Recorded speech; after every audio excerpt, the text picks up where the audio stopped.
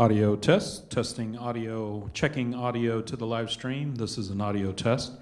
Checking audio to the live stream.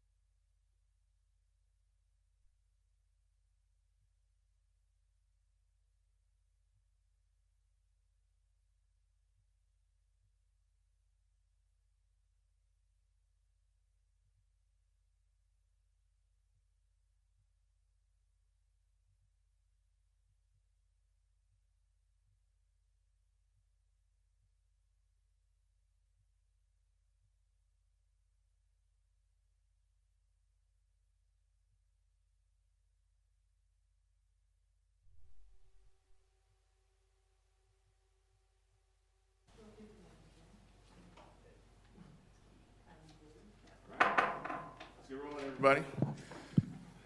Happy Wednesday. Welcome to the Long Beach City College Board of Trustees meeting, January 22nd. We're going to start with item 1.1, call to order. 1.2, roll call. Madam Secretary, can you please take the roll? Virginia Baxter. Here. Vivian Malauulu. Here. Enette Morton. Here. Uduak-Joe Ntuk. Present. Sunny Zia. Here. All right, we have a quorum of the board. Moving on to item 1.3 is public comment on closed session agenda items. Do we have any public comment cards submitted? None received. All right. Seeing none, we will move now to adjourn into closed session for item 1.4, 1.5, and we will reconvene afterwards. At this point, we're taking adjourned into closed session. Thank you.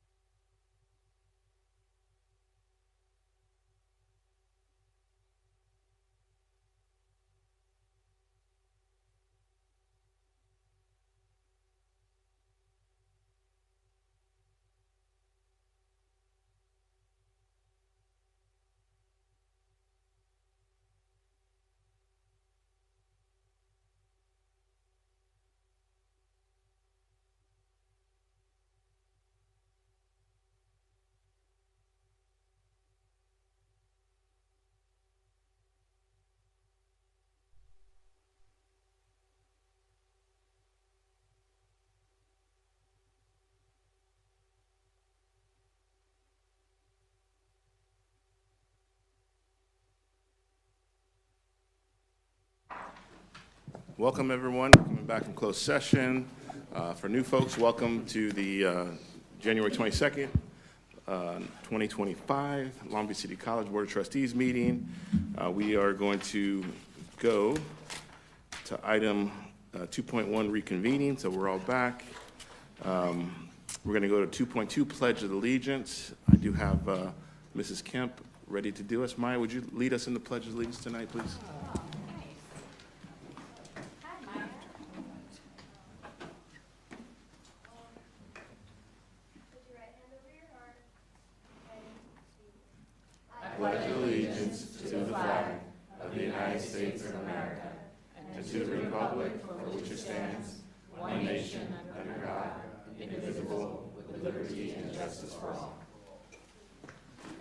Great job, Maya. Thank you.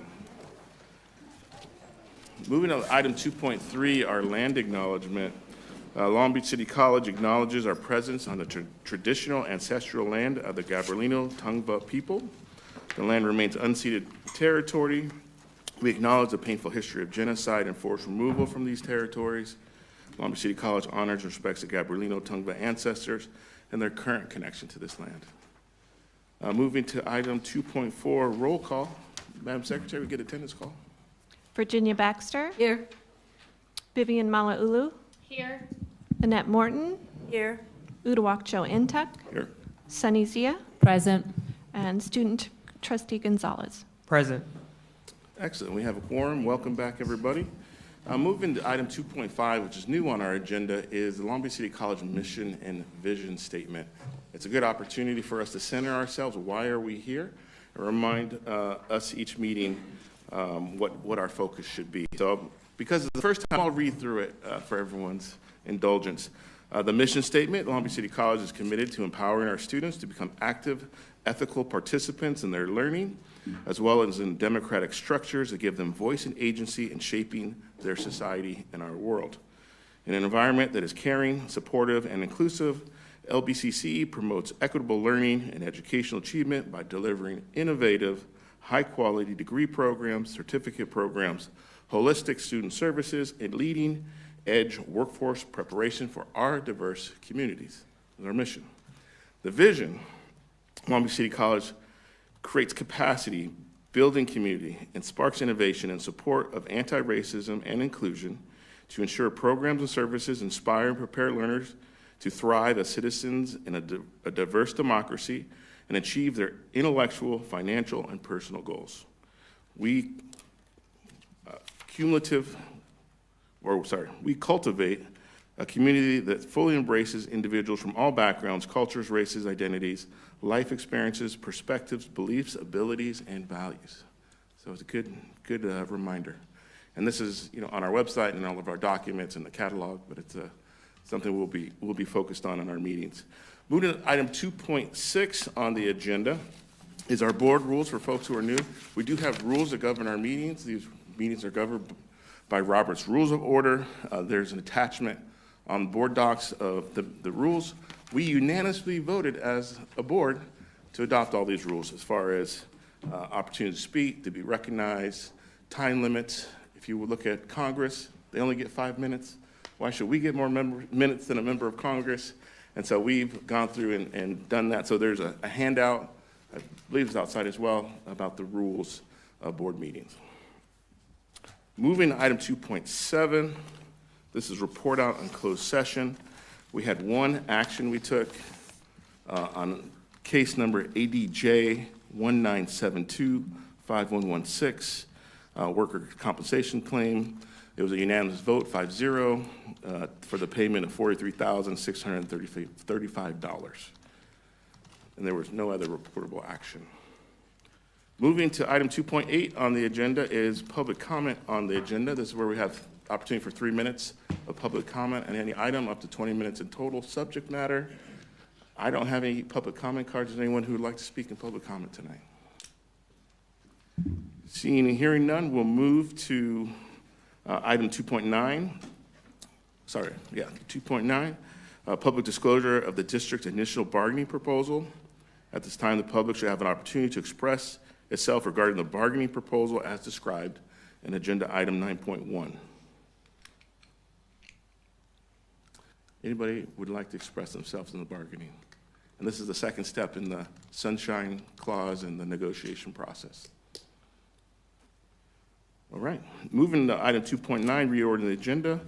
Is there any request to vote on reordering the agenda?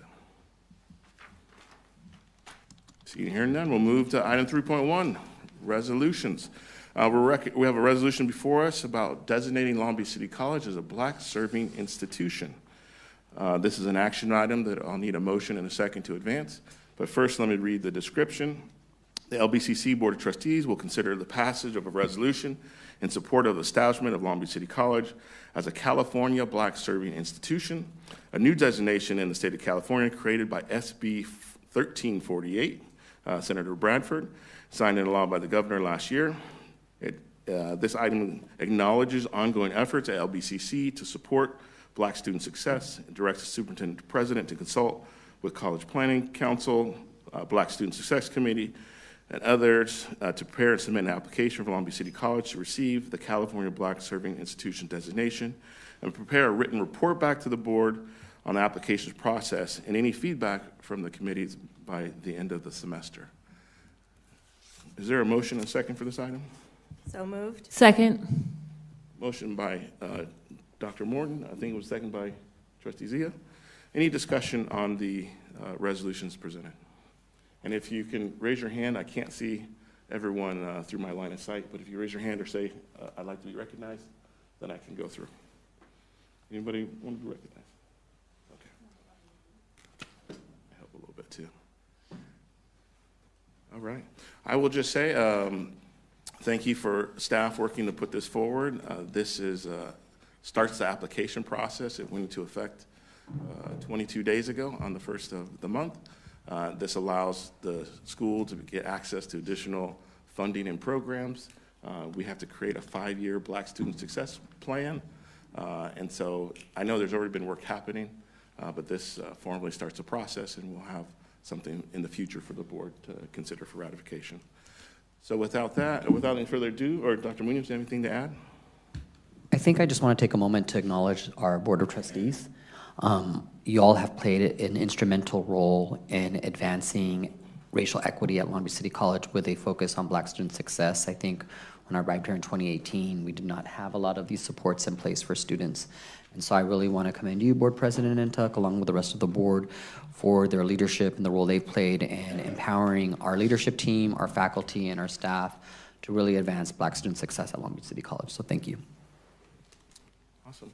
With that, we'll take a voice vote. All those in favor say aye. Aye. Aye. All those opposed? Any abstentions? The ayes have it. The resolution is adopted. Moving to item 4, standing reports. We have ASB President's Report. Shamanique Harris, come on up.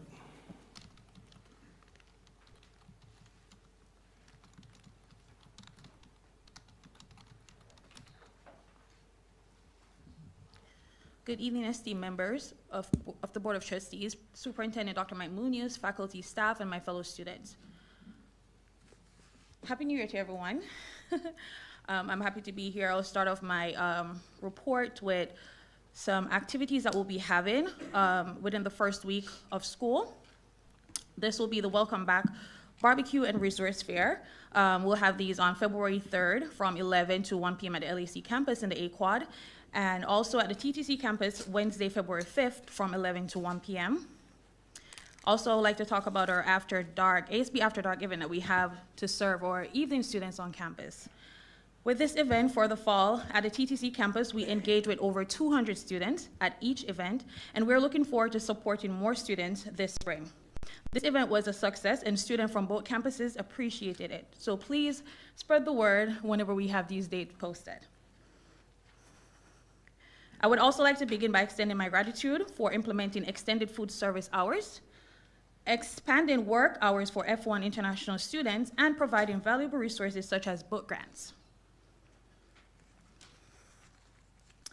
I would also like to add a personal note to my report today.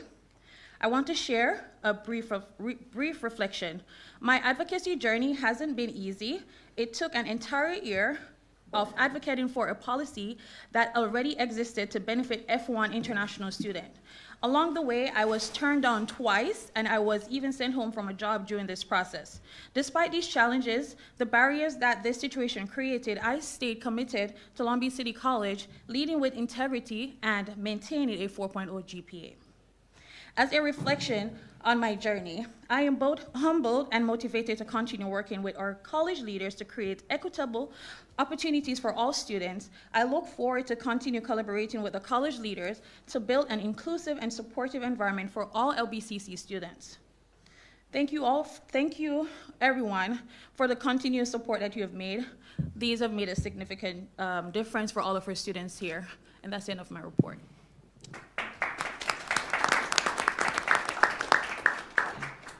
Thank you, Shamanique. We appreciate your leadership. Going to item 4.2, our student trustee report. Trustee Gonzalez. Thank you.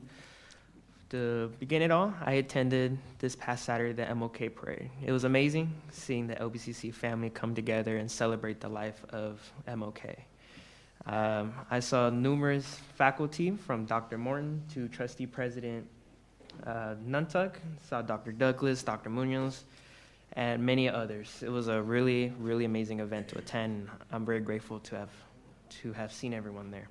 The next part I wanted to discuss was I'm going to have myself and the head of basic needs are having a meeting with the admin at CSULB as we will be discussing the logistics and installing baby changing stations on campus. This is a project that we have been working on for months and has been an issue that is brought up by a number of students and ASB. I am also currently working with the Department of Student Health and Student Life in setting up an event to slow the spread of STDs and inform students about their sexual health. We are partnering with the City of Long Beach to provide mobile testing site. Long Beach has one of the highest rates of STDs according to the LA County Department of Health. The percentage of new HIV diagnoses in Long Beach with syphilis, gonorrhea, and or chlamydia co-infections has increased from 20% in 2013 to 44% in 2021. Students must be well informed about safe sex practices along with the resources that are provided by the school and the City of Long Beach. Recently, raids targeting immigrants have sprung up across the country. According to an article from Democracy Now!, the Trump administration will allow federal agents to conduct raids at schools, hospitals, and houses of worship, ending a years-long policy that banned ICE, immigration, and custom enforcement from arresting people from these sites.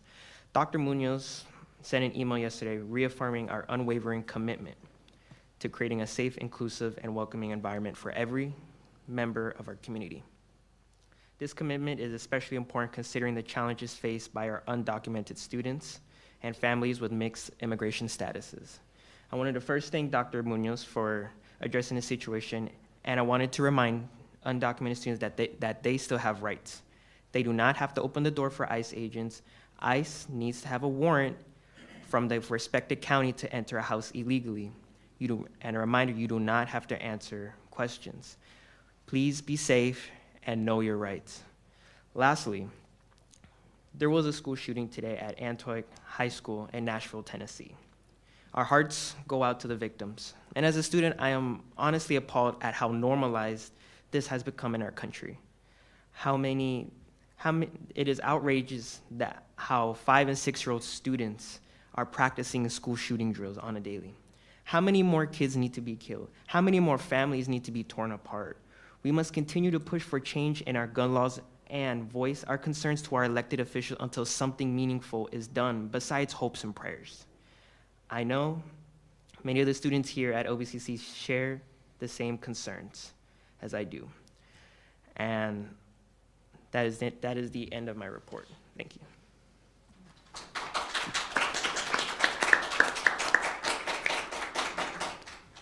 Thank you, Trustee Gonzalez. Moving next to our Academic Senate President, Dr. Hunt. Good evening, Board President Intuck, Superintendent President Munoz, distinguished board members, and colleagues. I have 2 items to report on this evening. First, I would like to congratulate Melvin Cobb on his appointment as an online education faculty coordinator. While Melvin will not officially take over this position until the fall, he will spend the spring semester working alongside our current online education coordinator, Michael Robertson, to ensure a smooth transition for this important position here at the college. Additionally, I would also like to congratulate Dr. Shamira Habash on her new position as a Department Head Academy Coordinator. We look forward to Dr. Habash leading her extensive experience to the department heads across campus and providing them with more tools for their toolkit to help faculty be more successful in and out of the classroom. And that concludes my report. So thank you very much and Happy New Year. All right, we're going to go to our classified Senate President report, item 4.4. Benjamin. Thanks, Dario, for it. So in the report we have for you tonight, it's pretty short in the slides that I have. I just want to say Happy New Year, Viking family. I know it's been a rough start for many of us in the community and around. So we are thinking of you, we're in solidarity with you, and make sure that if you have anything that you need assistance with, especially for those that have been impacted by the fires, we are here and we want to assist you. We're reaching out to our colleagues at Pasadena City College and their classified senate to see if there's some things we can do with them to help support what's going on. We want to do it at Santa Monica, but they currently don't have a senate seated, so we may do stuff with the union. So maybe reaching out to you, Robert, to see if there's some things that we can do with on that side. Next slide. So I wanted to start my report with a quote from Martin Luther King Jr. Seemed very appropriate. And as a servant leader, this quote hits home and is emblematic of my colleagues, as you'll see in a slide later. Life's most persistent and urgent question is, what are you doing for others? It's a critical thing. As a person that has worked on the front lines at this college for over a decade, is what I do every day. What can I do for others? How can I assist students? How can I make them more successful? How can I encourage them to go beyond anything that they ever thought was possible for it? Dreams do exist. Even though the stressful times that we're under, and making sure that they have an opportunity to pursue them. I'm very thankful that we have a college that believes in all of our students and giving everyone a chance, so we try to fulfill that. And again, please come see us if you need assistance for it, whether it's through financial aid, whether it's academics, whether it's counseling services. Student Support Services is here to support you on each campus. Next slide. Here's a great slide. So I thankfully was on vacation when the fires started in California, but it was very nerve-wracking to see the city on fire and not being able to do anything, being 3,000 miles away. But I was very happy to see my new colleague, that's the Director of Admissions and Records, Araneo, that he looked into some opportunities for local charities and events that we could facilitate and participate in. So this simple photo here you see is our work study student, Kimberly, my colleague Linda from EOPS, and Victoria from Enrollment Services that volunteered to help box up some of the donations that were received in the community to send to the folks that are experiencing extreme loss for it. Just brought home to me again how much we are willing to serve and what we can do for others. So it was a critical thing for me to showcase them and share that with us here. I know others have done some of the things as well. I just didn't have the opportunity to provide that to you guys tonight, but I wanted to show this while we could. Up next, so you can see here is the front page of our new SharePoint website that will be unveiling in February for Classified Senate. You see the pictures of us from some of our events, past photo. We're hopeful to get a new group photo with all 18 of us at some point in time would be nice. I don't want to Photoshop anybody in, but if we have to, we will. You know, Ashley's here. She knows what I'm talking about. We've had this conversation already for what we need to do. Key thing is that we want to make sure everybody knows what's going on at the college. We want to make sure all the participatory governance that we're serving on, they have access to the reports. And so on the SharePoint site, it's going to have direct access to the reports, as well as generating a document probably once every 3 months to showcase some of the critical things that are coming at the college so that they have a chance to participate in that and be more involved in the activities for it. Next slide. Oh, and I forgot to thank Susan Fitland from OLET for helping create the shell for that site and the generating the initial content that I'm filling in for it. And I think I always forget, I get introduced, but I don't always say who I am. for it. My name is Ben Chase. I am a financial aid specialist in the enrollment services team. Please reach out to me, whether it is a student, staff, faculty, community member. If you do need assistance with financial aid, if you have questions about things at the college, we're here to refer you on to those resources that are available.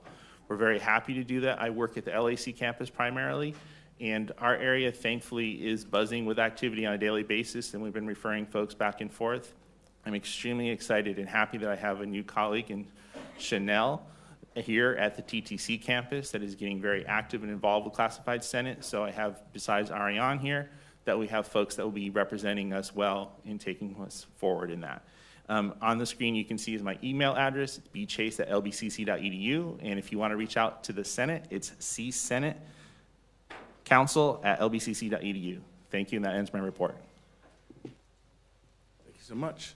Next, we're moving to Section 5, Superintendent Report. Dr. Munoz. Thank you, Board President Entuck, members of the Board of Trustees, campus community. I have to say, of all our board meetings every year, this is my favorite because we get to come to the beautiful TTC campus. So can we make some noise? Make some noise for TTC. Happy 2025. So this will be my recap for the month of January. So to kick us off, I have some very exciting news. We are being recognized by the American Association of American Association of Community Colleges at their annual Awards of Excellence program, which will be held on April 15th. As I mentioned, I'm very proud to share that we are being recognized in the category of advancing institutional equity, and it's a big deal for us. In just 2 years, students' report of mattering and belonging rose from 50% to 92%, reflecting our commitment to fostering an inclusive campus culture. Key efforts include establishing a DEIA Public Arts Advisory Group, celebrating Cultural Heritage Months, expanding student support services like safe parking, and advocating for state policies to advance equity. This honor highlights LBCC's dedication to creating a welcoming and equitable environment for all. Again, as I mentioned, the winners will be recognized on April 15th at the Awards of Excellence Gala in Nashville, Tennessee, and I'm hoping we bring home the award. Long Beach City College had another strong representation at the annual Martin Luther King Jr. Parade this past Saturday. The participation of our board president and vice president was particularly historic, as they are the first Black president and vice president to serve together, marking a significant milestone in our institution's legacy. Over 50 members of the LBCC community joined the parade before it ended at the Unity Festival at King Park, located just across the street from our TTC campus. Here's a highlight video from the parade.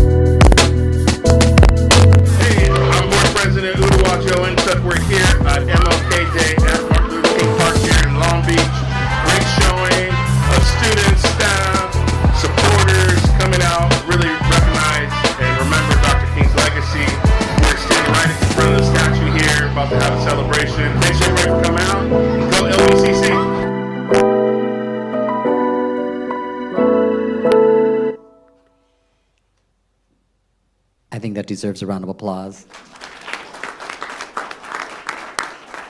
It was really a beautiful day for the community to come together. I want to acknowledge Carl Kemp and his amazing marketing team. If you did not get one of those MLK t-shirts, amazing. I've had multiple people stop me in the community and say, where can I get that shirt? So I think we might have to open up. As you know, we participate in a lot of community parades, and our shirts are always the best.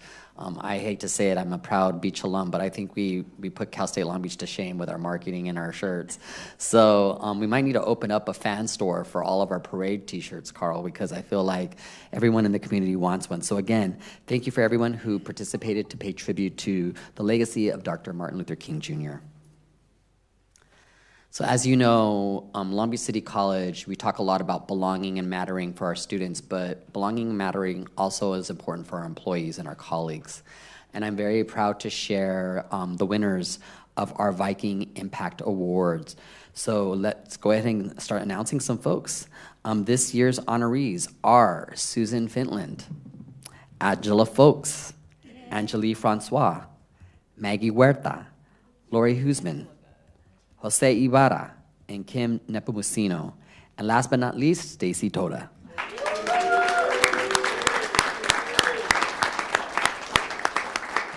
Congratulations to these colleagues who continuously go above and beyond to serve our students and to serve each other. We appreciate you, we value you, and thank you.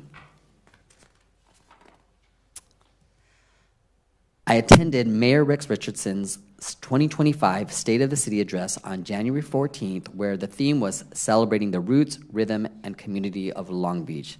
I have to say I've attended many State of the City since I've arrived at Long Beach City College, and by far it was probably my favorite. There were three performances, a DJ set. It kind of gave me a throwback to No Doubt kind of ska band, as well as some great R&B singers that were giving me 90 R&B vibes. It was amazing to see our youth perform. There was even, I think, a surprise guest, Warren G, and of course, like my middle school self went crazy. So it's pretty cool. So the event served as a reminder of how fortunate we are to be part of the Long Beach community. It was a privilege and honor to see our rich culture and history showcased, and to also learn about our city's priorities and plans for 2025. Okay, so this, I'm going to be honest with you, I didn't think I was going to get emotional, is,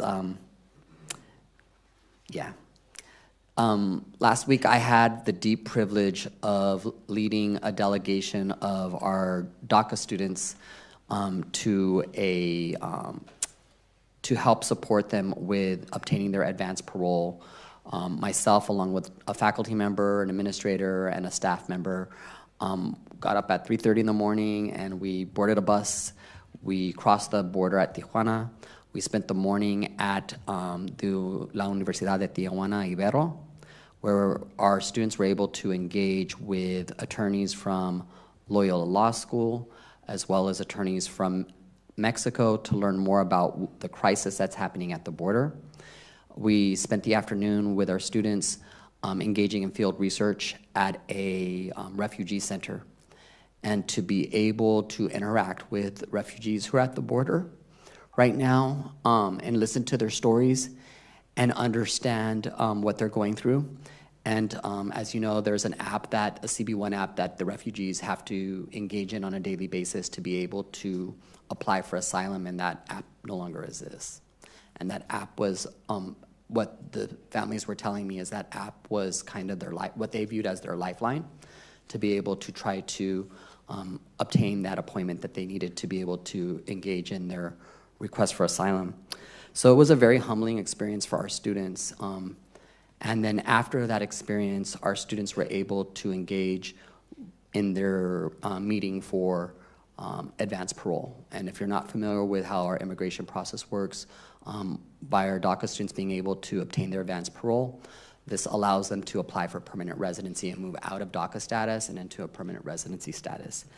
So, like I said, out of respect for our students, I did not want to post pictures of them, nor did I want to post pictures of the refugees. The photos that you do see here is myself with some of the attorneys that we worked with that helped organize the event. A picture of, like I said, the attorneys speaking at the University of Ibero. And the last photo is one of our students who actually transferred to UC San Diego, and she gave me permission to use this photo. As I was standing kind of the sea with about 100 students, I heard, Dr. Mike, and I look up, and one of our former LBCC students who successfully transferred to University of California at San Diego was participating in that excursion with UC San Diego, and she talked about the impact LBCC made in her life, the faculty that supported her to transfer to UC San Diego, and the experience that she's having as she's preparing to apply for graduate school now. So I just wanted to again acknowledge Jose Gutierrez, our counselor coordinator, who leads our Dream Resource Center, who organized the trip, along with Dean Javier Villaseñor, Karina Rubio, from EOPS and CARE, as well as Jose Ibarra from EOPS and CARE as well for organizing this trip.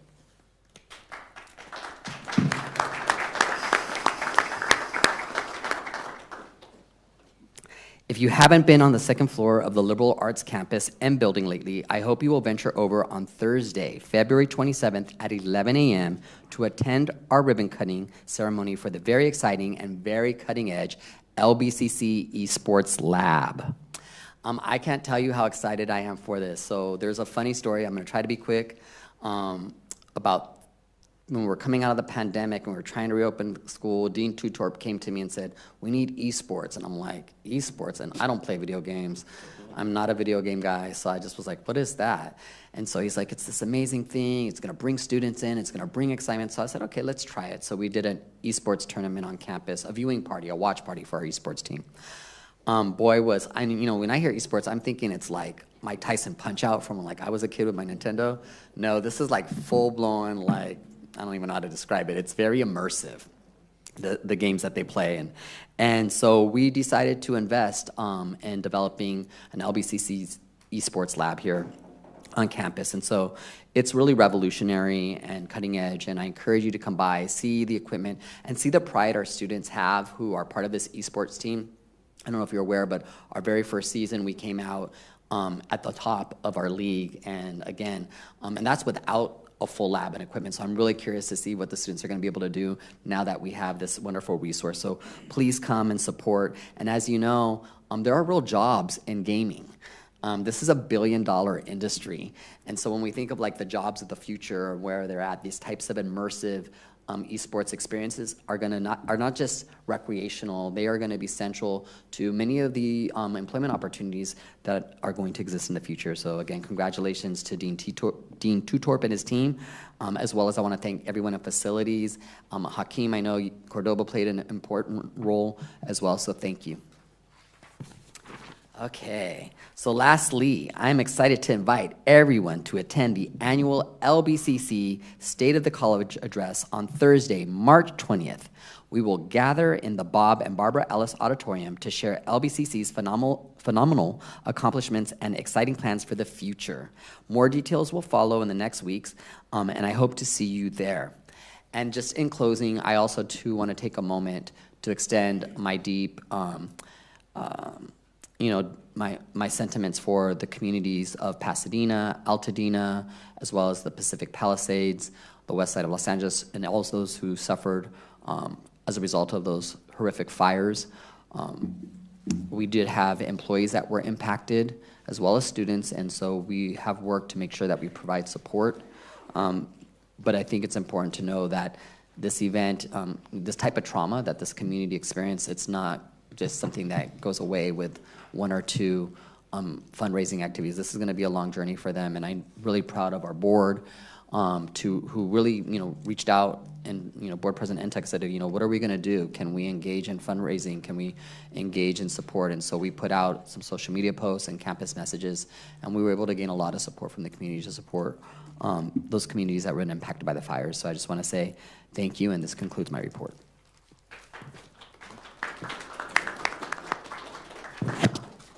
Thank you, Dr. Munoz. That completes section 5 of the agenda tonight. We're going to move to 6, Board of Trustees. We're going to review our training and then go into trustee reports. 6.1 is review of annual training. This is a transparency item for the public. It's an informational item, no vote, but wanted to share what do the trustees are required to do every year. There's requirements both in the ACCJC accreditation standard for ongoing annual professional development. We do have a board policy, and there is state law that governs what we need to do every year. One is a Brown Act open meetings training, which we're going to be covering later today with our board counsel Ewing. You can also go to a conference, and they have trainings on Brown Act there as well. We are now required under a bill from Assemblymember Fong, AB 2631, that we have to do the FPPC ethics trainings for local officials. It was optional before. This is the first full year that it's implemented. It has to be done every 2 years. There's a free online training that the California Attorney General has available. We'll need to send your certificate to Michelle to make sure you're in compliance, but that's a second item. Here's a college, like most employees, we have to do the online webinar trainings as well. So we have trainings in cybersecurity, workplace bullying, and sexual harassment that we are required by law to do as California AB 1825, that we do the full training. So all 5 of us participate in that. And then we have training opportunities. CCLC is the state trustee association across California.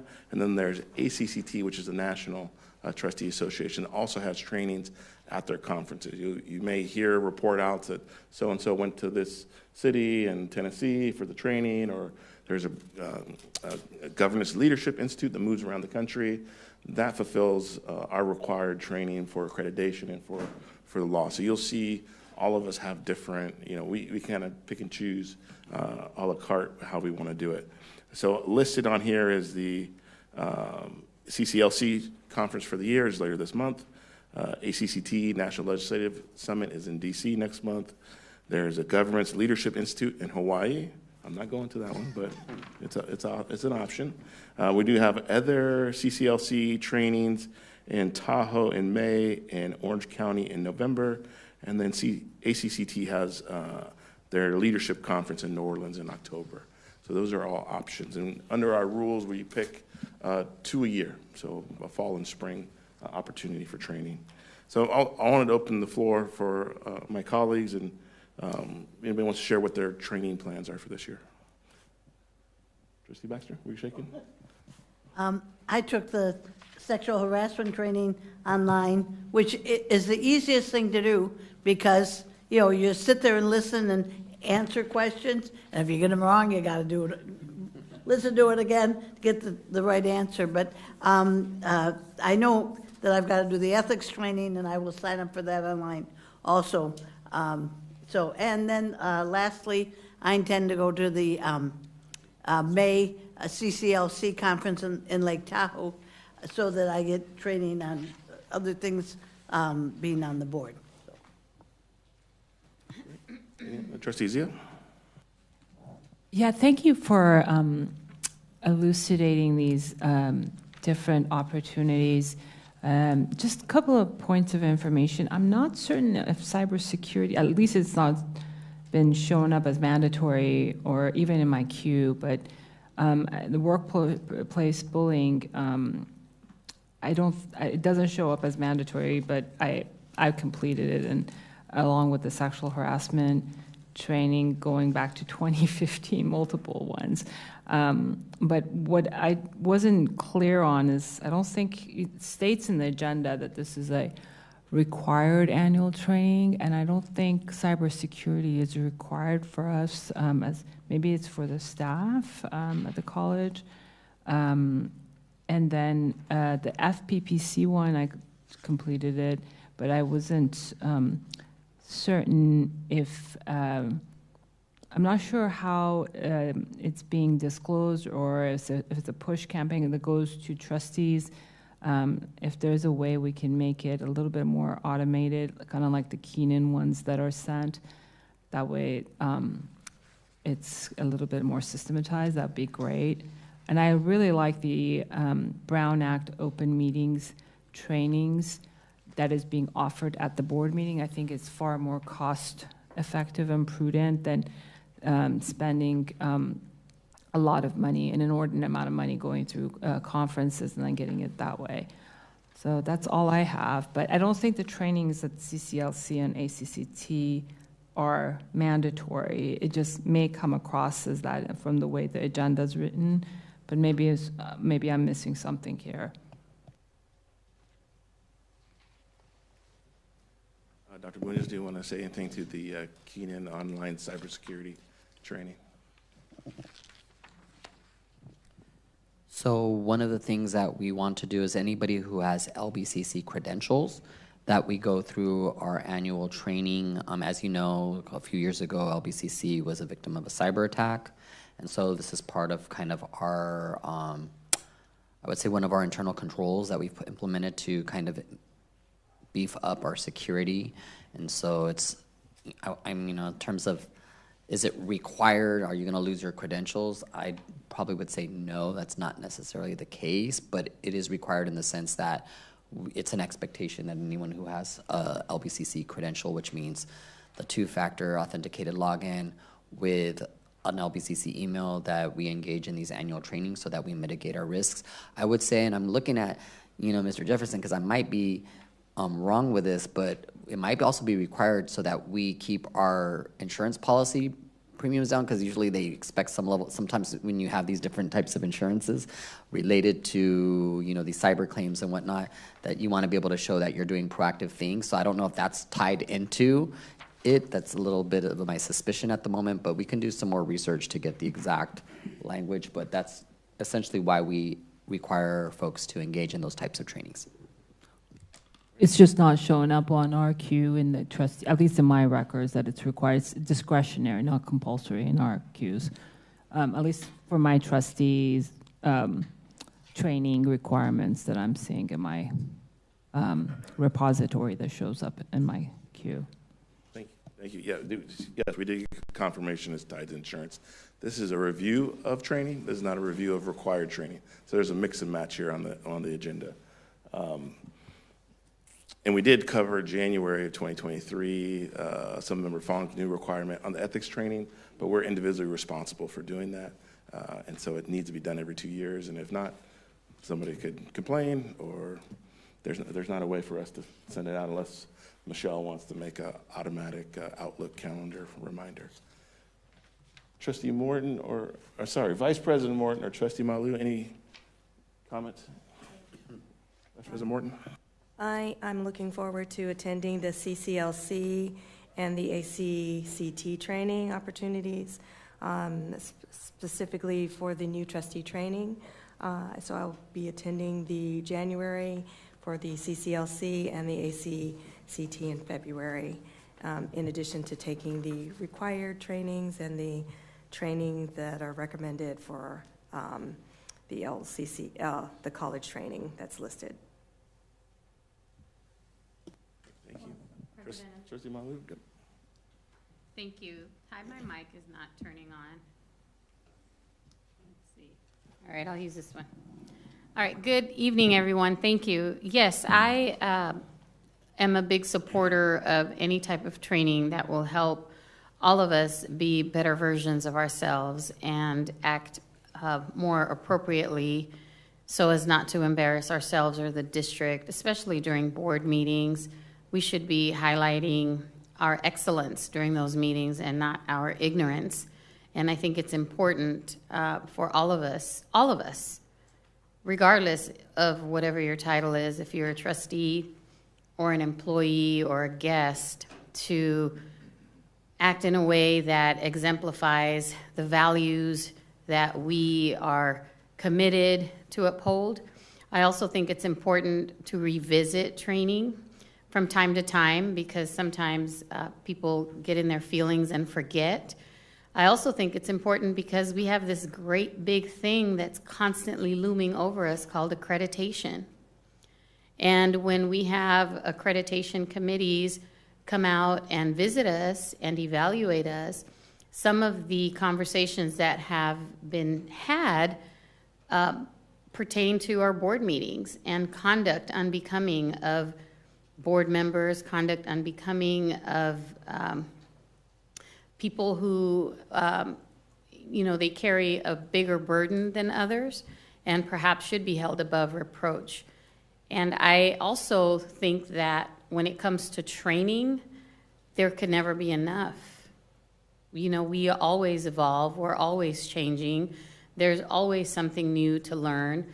I've been to lots and lots of trainings. I'm not perfect, and each time I take something away, even if it's just the experience of hearing someone's story, of listening to someone's experience, of understanding and analyzing how they reacted to something or what their response should have been.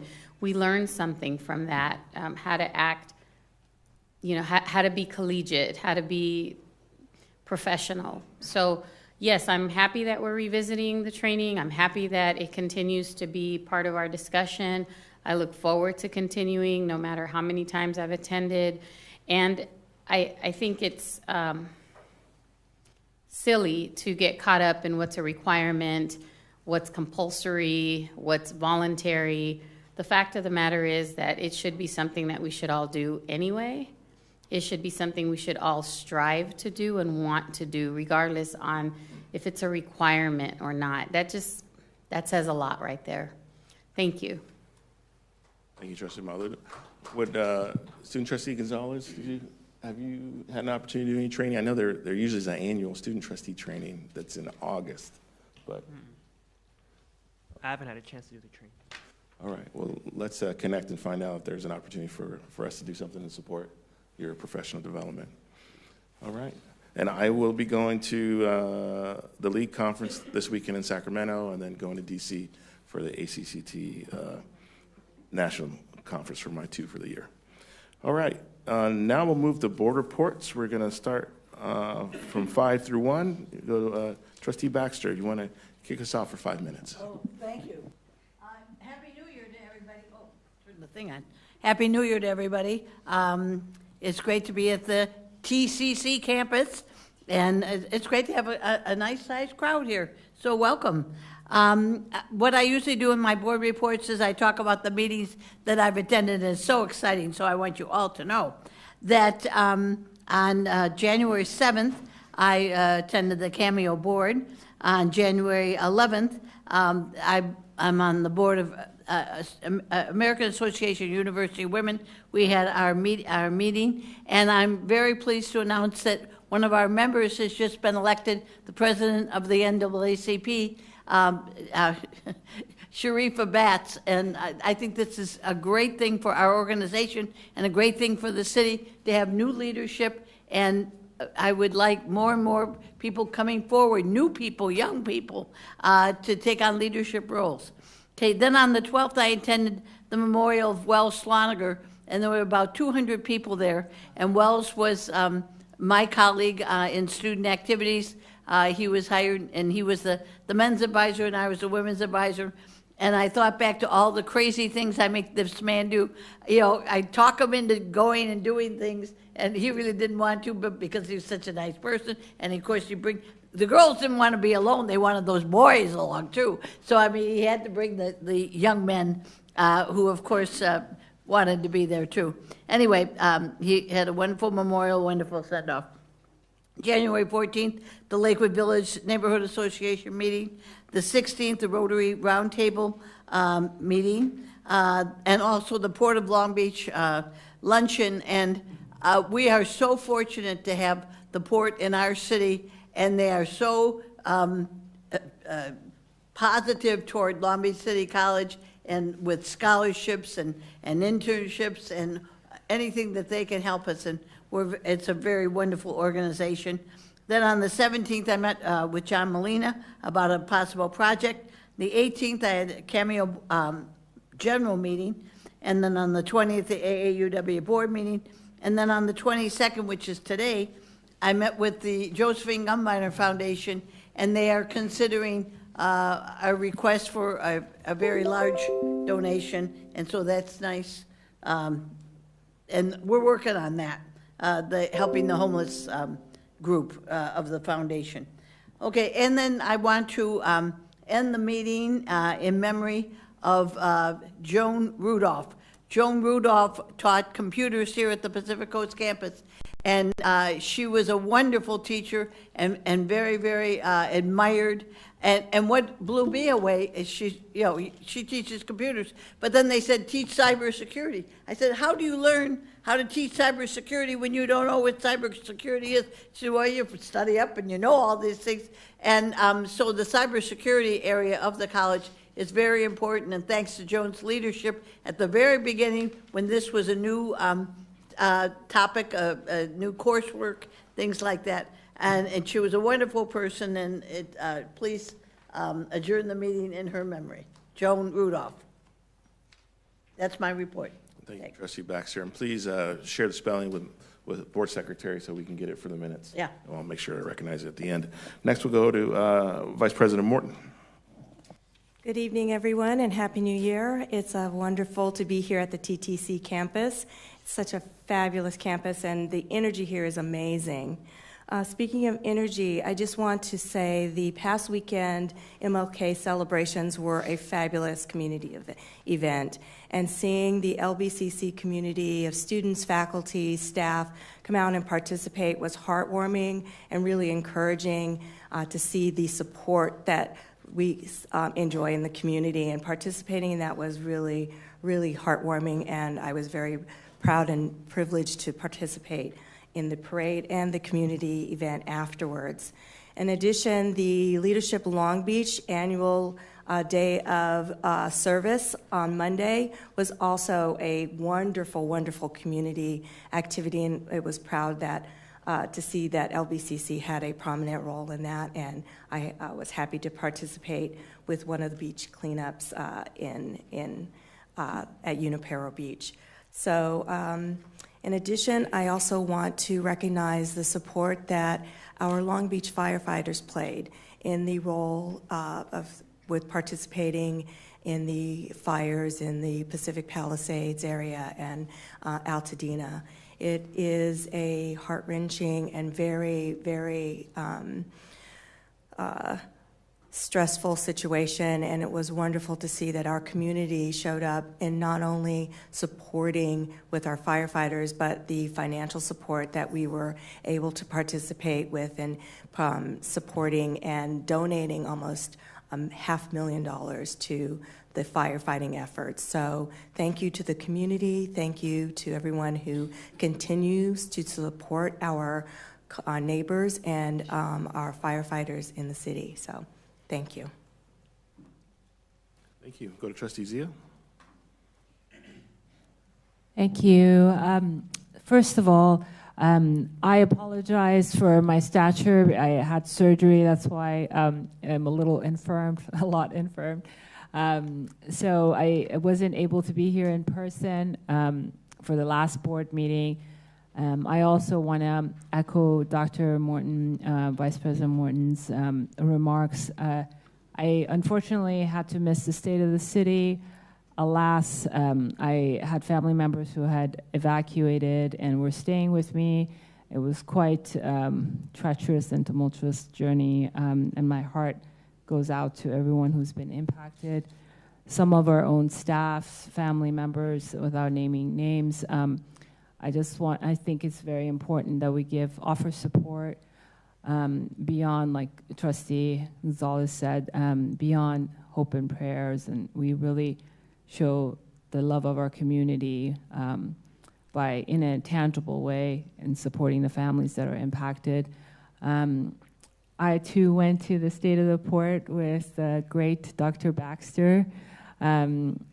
Trustee Baxter. It was wonderful, and it was also great to see such a prominent presence and acknowledgement. The Chief Executive Officer of the Port taught at Long Beach City College for 17 years. He invited me to come and speak at his class in this campus, actually, and that's what really inspired me. He inspired me to really look into serving this institution. This was back in 2009, and then his daughter was the person who actually inspired me to pull the final trigger and making the jump. So that was a long time ago, but other than that, I just want to say that I pray that everyone on this board will be happy, healthy, and free of suffering. I pray for all of you, because happy people don't make angry remarks. Healthy people don't make angry remarks. My hope and prayer is that this year will be filled with compassion, love, and empathy for all of you and everyone in the world. And that's all I have. Thank you. We'll go to Trustee Malulu next. Thank you, Board President Untuck. Hello, everyone, once again. Good evening. It's still January, so we're still saying Happy New Year for a couple more weeks. I hope you all had a restful holiday season. I hope you're all enjoying the winter break. If you are in winter classes, I hope they're going well. If not, rest up, because second semester is knocking on the door. It's right around the corner. I would also like to echo my colleagues' remarks regarding the fires in Los Angeles. What an incredible community surrounds us when you hear about our firefighters and our neighboring fire departments and everyone in the community. I know in my neighborhood they were taking up collections. My union was taking up collections, ILWU, and it's so nice to see so many people come together and really just try to support everyone who's been impacted by the fires and throughout the city of LA and throughout the region. I was not able to attend the State of the City, State of the Port, or the MLK Parade. Actually, my family has been traveling, and we went to Honduras for the first time in 11 years. It was the first time I've been home in a very long time. We used to go every 2 or 3 years when the kids were little, but as the kids got older, sports and school, we just couldn't take the time away. So we have been traveling, and just getting back home and getting back into the swing of things took a little bit of time. So I am grateful for that. It was brought to my attention, and this is something that didn't sit well with me. I actually heard from somebody that's not connected to LBCC, which embarrassed me, that 2 of our staff members at the State of the Port had to be displaced. I may be wrong, but I heard it was Vice President Madrid and Carl Kemp who had to move off our table to accommodate guests that had not RSVP'd or had not confirmed attendance. And that was actually told to me by someone sitting at an adjacent table. And I just want to apologize to Vice President Madrid and Carl for that, because, I wasn't there. I didn't see it happen. But you represent the district in public settings like that. And I hope that we take that responsibility seriously. It affected me. So just want to let you all know that.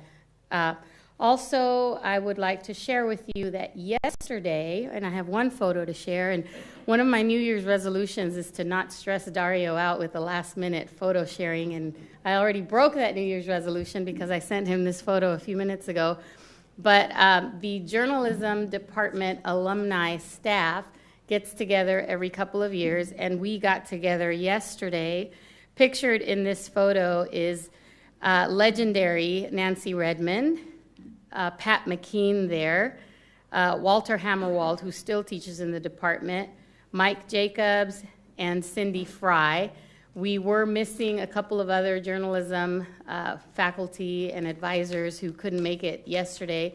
But this was kind of our gathering of minds, and we get together and talk about Viking student news in the newspapers and our students and where they're working and where our former students have gotten jobs in the industry, the future of print, how so many 20-year-olds don't know what a newspaper is, how students are really connected to their devices now for news, so that was a big topic. And we also had a big conversation about AI, ChatGPT, and generative technology in education, so it was quite a conversation yesterday. So I'd like to thank Pat McKean for organizing that, and I'd like to let everyone know who attended that I'm very proud to be an LBCC English Department Journalism Program alumni adjunct instructor. So thank you, everyone. Have a great rest of your break, and we will see you in a couple of weeks, the start of the new semester. Oh, and by the way, the ASU cohort, looking forward to that, and CCLC this weekend. So it's a lot going on. Thank you, everyone. Wonderful, thank you. I'll close out the board report sharing. Welcome, everyone, to Long Beach Trade Tech. It's great to be here. A lot on the agenda tonight. We're doing our first action on Measure AC, the bond measure that passed last November that we're doing the step to implement tonight. We have federal state policy updates that's going to be pretty meaty. And then we took action on the Black Serving Institution, which is a big step for us. Do want to recognize, Happy New Year to the folks, recognize the Lunar New Year, Year of the Snake. This is our first meeting of 2025. Also want to recognize the big events that have happened in the last month with the fires. I know, yes, students and faculty have been impacted. Personally, our family has been impacted. Our aunt and uncle lost their house in Altadena. That's total ash. It's just a chimney and steps that are left. And that was their retirement home. And so at the State of the City, we were able to raise $500,000 to go towards the fund. And I want to thank the staff here to sent that message also out through our email blast and notice the staff and students to chip in, because every little bit helps with folks who have lost everything. Also recognizing the transition in the federal administration that happened this week. It was in this room last month that we held an immigration town hall with Long Beach Immigrants' Rights Coalition and several immigration attorneys to talk about what Trustee Gonzalez was speaking to of what is your rights and understanding the do's and don'ts, and that Long Beach City College is on your side. This college is run by immigrants. The majority of this board is first and second generation immigrants. And so we, stand in solidarity. We, talked with Dr. Munoz about what can we do. We are preparing for what is on the horizon. So know that you're not alone, and you should not be in fear. And please fill out your FAFSA. Even if you need to use a different address, make sure that you are taking advantage of all the resources and opportunities we have here to support you. And if you need something, reach out. If we don't know you need help, we can't help you. So students, staff, faculty, please let us know. I also was able to, and I just want to note on the fires, there's a great article on Cal Matters that Tanua Thrashin got published about rebuilding, and it's a great piece out there to share. I was able to attend the MLK Interfaith Breakfast last week that was at King Park, along with the parade, and was able to volunteer on Monday. We did the kickoff right here in the parking lot at Trade Tech, and then I went out to the west side to Wrigley Coffee as they collected hygiene products for our student pantry. So toothbrush, toothpaste, soap, a whole host of items. I have a picture, but I didn't send it to you, Dario, but it was a lot was collected. Want to note this month had some engagement with the Labor Community Services, is a nonprofit that has food pantry opportunities. I want to thank Justin Mendez for being able to attend the information session. They're going to be able to provide us between 200 and 300 boxes of food a month. Each box feeds a family of 5 for a week. They're good up to 90 days.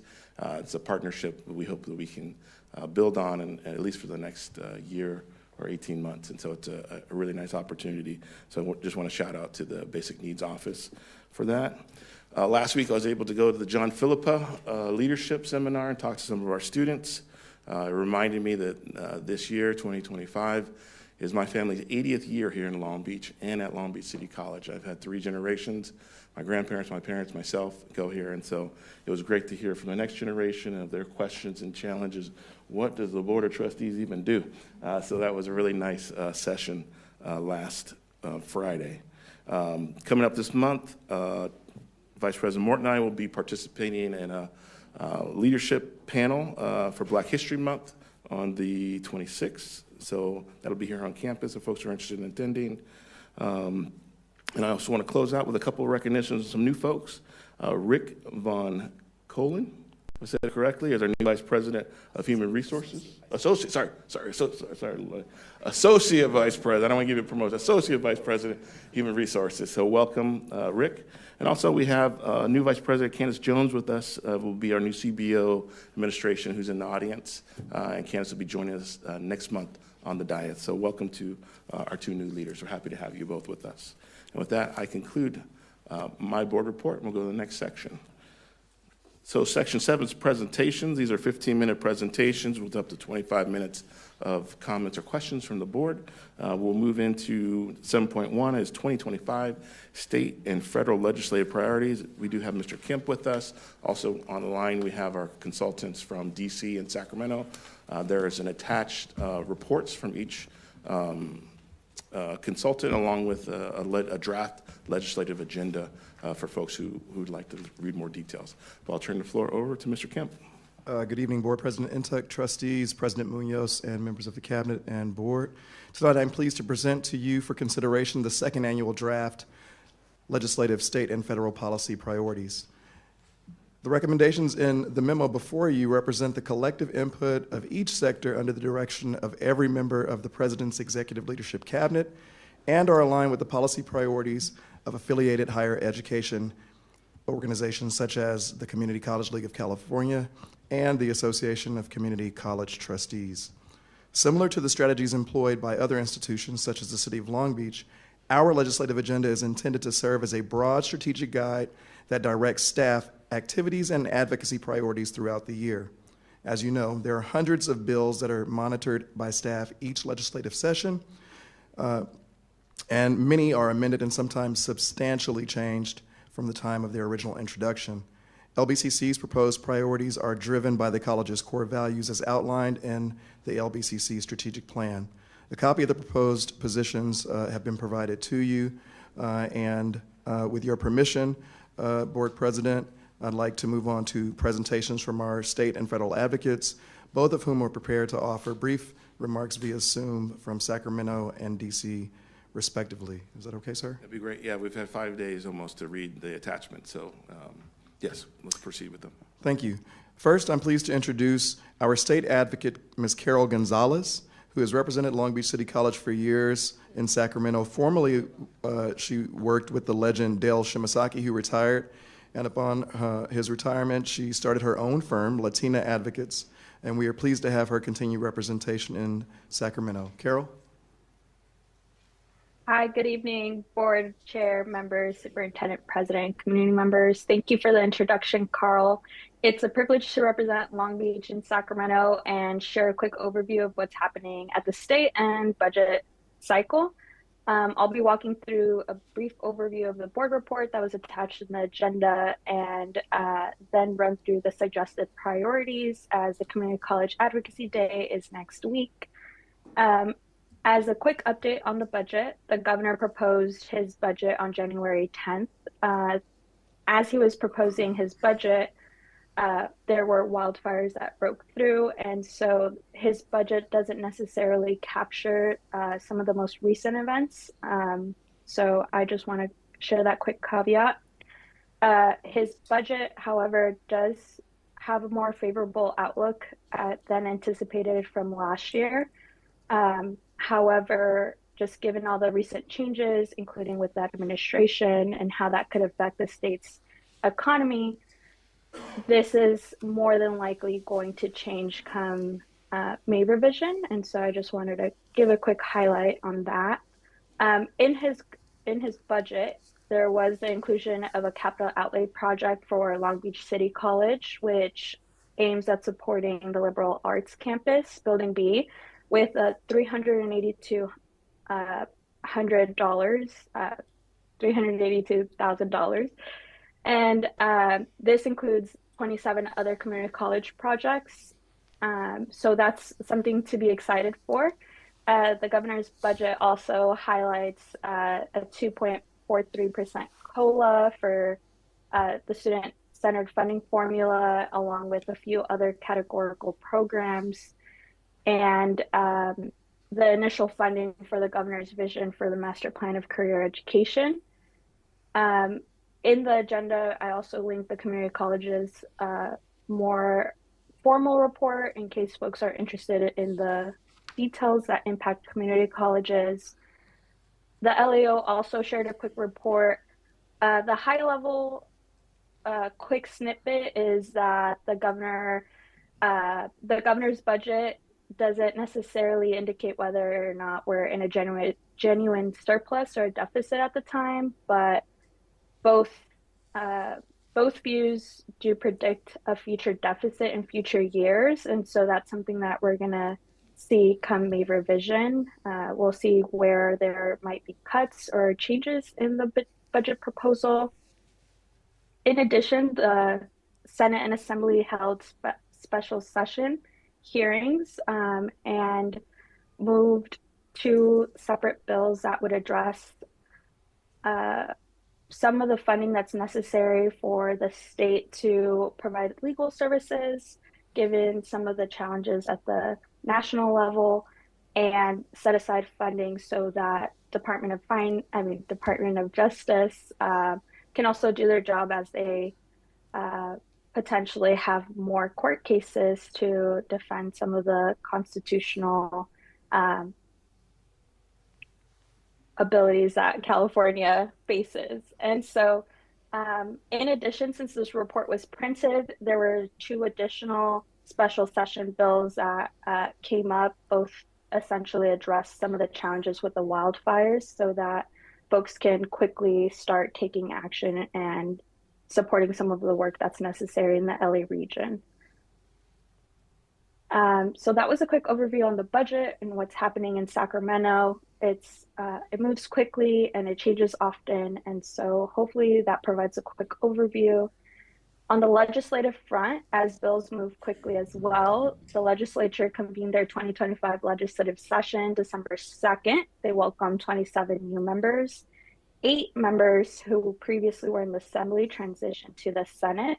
There is definitely a lot of changes to what committees look like, and so we're going to learn how the new members work with each other, as the majority of the members are new. The legislature also introduced a new limit for how many bills senators and assembly members can introduce, and that limits bills to 35 per individual member. And so we imagine members will probably be more selective in the kinds of bills that they introduce. And just as a quick update, as of today, there's 442 new bills introduced, and many of those are still in spot language, but hopefully by the next update, you'll have a better understanding of what the legislature hopes to work on. The governor has introduced a load of executive orders to address what's happening with the wildfires, which is also hyperlinked in the report. The Board of Governors had a meeting earlier this month to essentially approve 3 additional items that they hope to include in their advocacy. Those 3 were related to expanding career pathways in California, apprenticeship initiatives, continue investments in affordable housing, and authorize the Chancellor's Office to include research fees. Those 3 were not included in this report, but I just wanted to share that as a quick overview. In the report, I also highlighted relevant reports that PPIC has shared that relate to higher education. And as we talk about the legislative cycle, legislators have until January 24th to submit bill requests to their legislative council, which in turn allows them until February 21st to introduce bills formally. That's a quick overview of what's happening in Sacramento. Very dynamic, things change quickly. I think Carl essentially gave a quick overview of the bill priorities. So I'll be jumping to the next attachment. At the top of this attachment, there's a quick recap of the work that we did last year in 2024. Long Beach took a position on 11 bills, focused on supporting budget proposals and legislation that related to Cal Grant reform, student financial aid, student basic needs, CCAP, dual enrollment, investment in the workforce, and student parents and after-school childcare. As a quick overview, I also included some of the agency updates that relate to our priorities, which include the Community College Chancellor's Office, as they essentially shared their 2030 vision, which essentially provides a roadmap for community colleges to remove barriers in access for school, promoting best practices and policies, and essentially providing students and institutions the proper support. The governor also has been sharing updates on his master plan for career education, which essentially brings together other institutions to work on career pathways and provide real hands-on experience and ensuring affordability for students.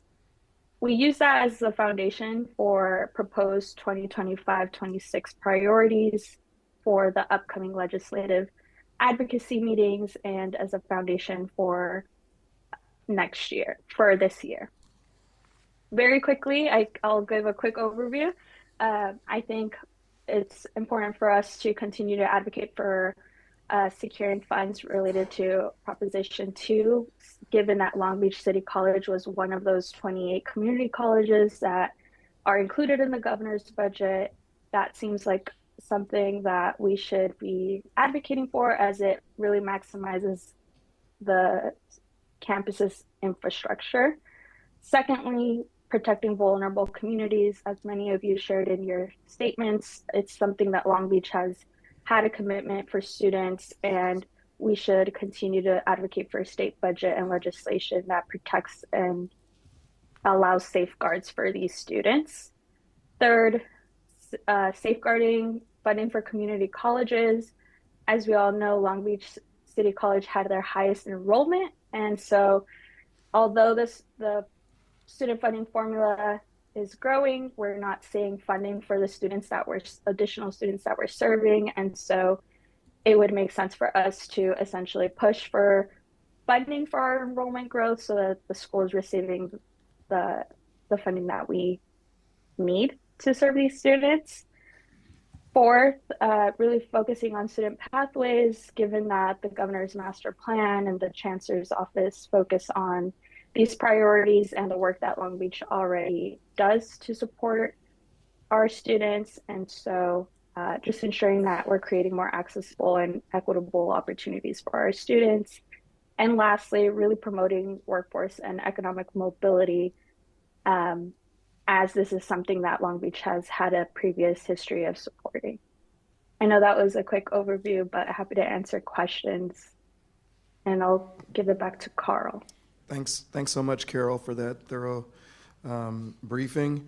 It's now my pleasure to introduce Joseph Mello, our Senior Associate with Townsend Public Affairs. Townsend and Joseph have been effective champions on our behalf at the nation's capital and continue to represent our interests well. Joseph? Appreciate it. Thanks, Carl, and good evening, Superintendent, President, and the board. Appreciate this opportunity to provide a quick federal update, and I hope for the sake of those coming out to the Legislative Summit next month in DC, that our weather starts to align a little bit more with your weather, because it is a little brutal at the moment. But as I'm sure you're all tracking very closely, it's been just a couple of days since President Trump took the oath of office for the second time. And so far, there's been a flurry of activity, mainly through executive orders, which are directives by the president to executive branch activities that do carry the weight of law, although many are likely to be challenged in courts.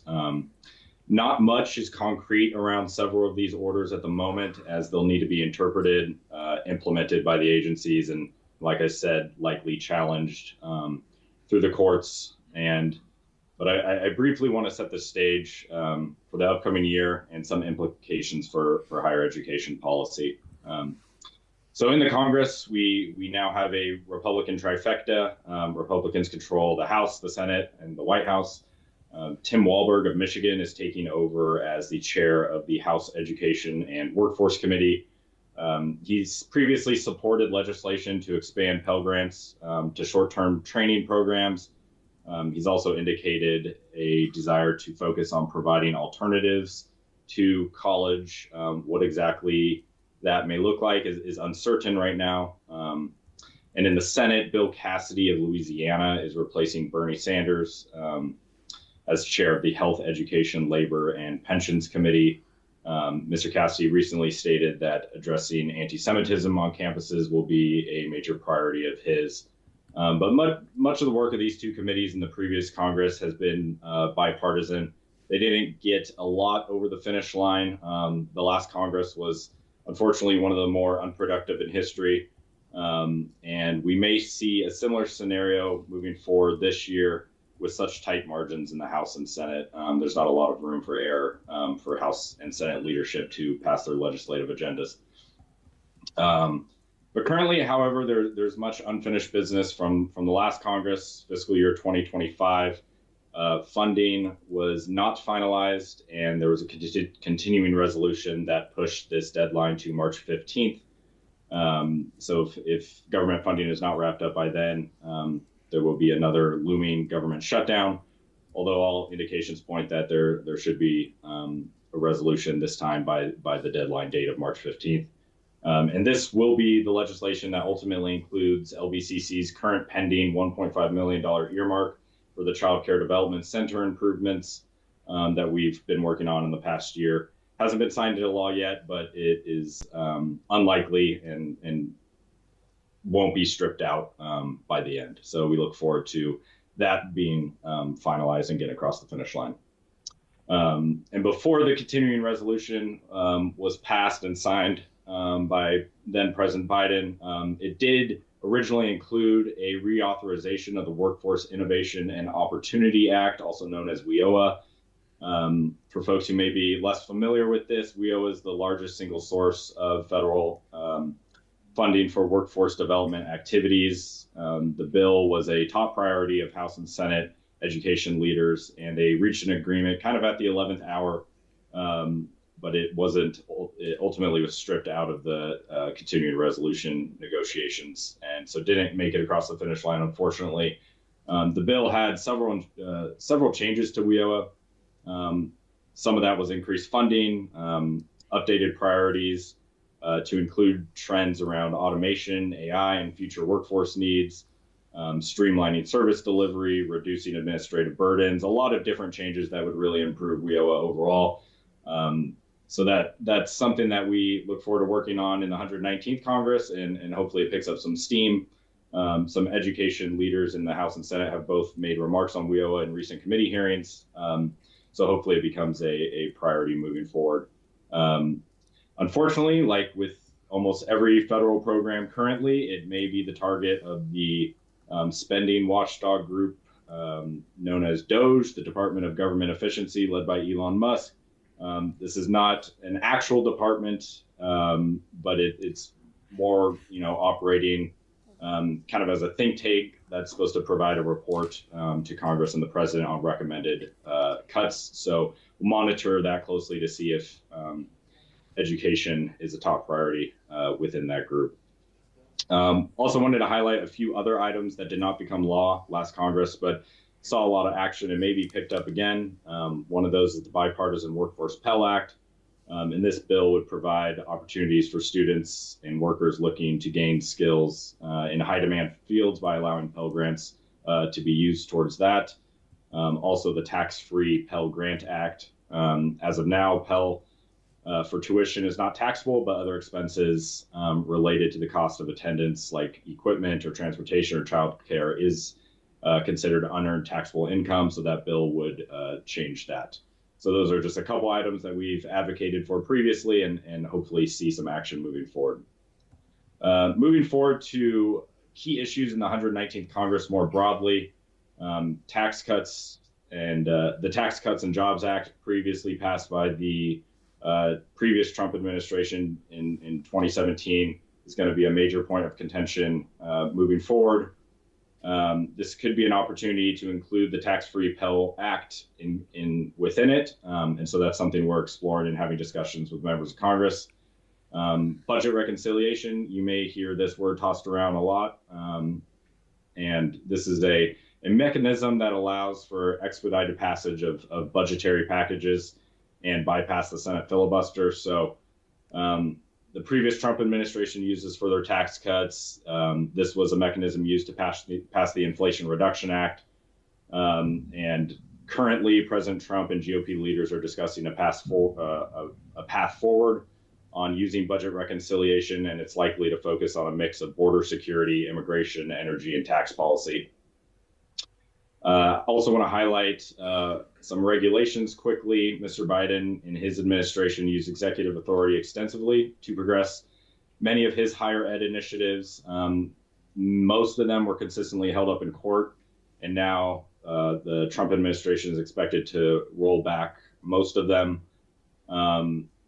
Want to highlight a few here. Title IX, the federal law that prohibits sex discrimination in education programs that receive federal funding, was recently struck down by a federal judge. Biden's regulations around Title IX that expanded LGBT protections and provided guidance on how institutions should respond to misconduct. Those were struck down, and a lot of his efforts around student loan relief, making changes to repayment programs, providing relief based on certain hardships. Those are both likely to be fully repealed as well.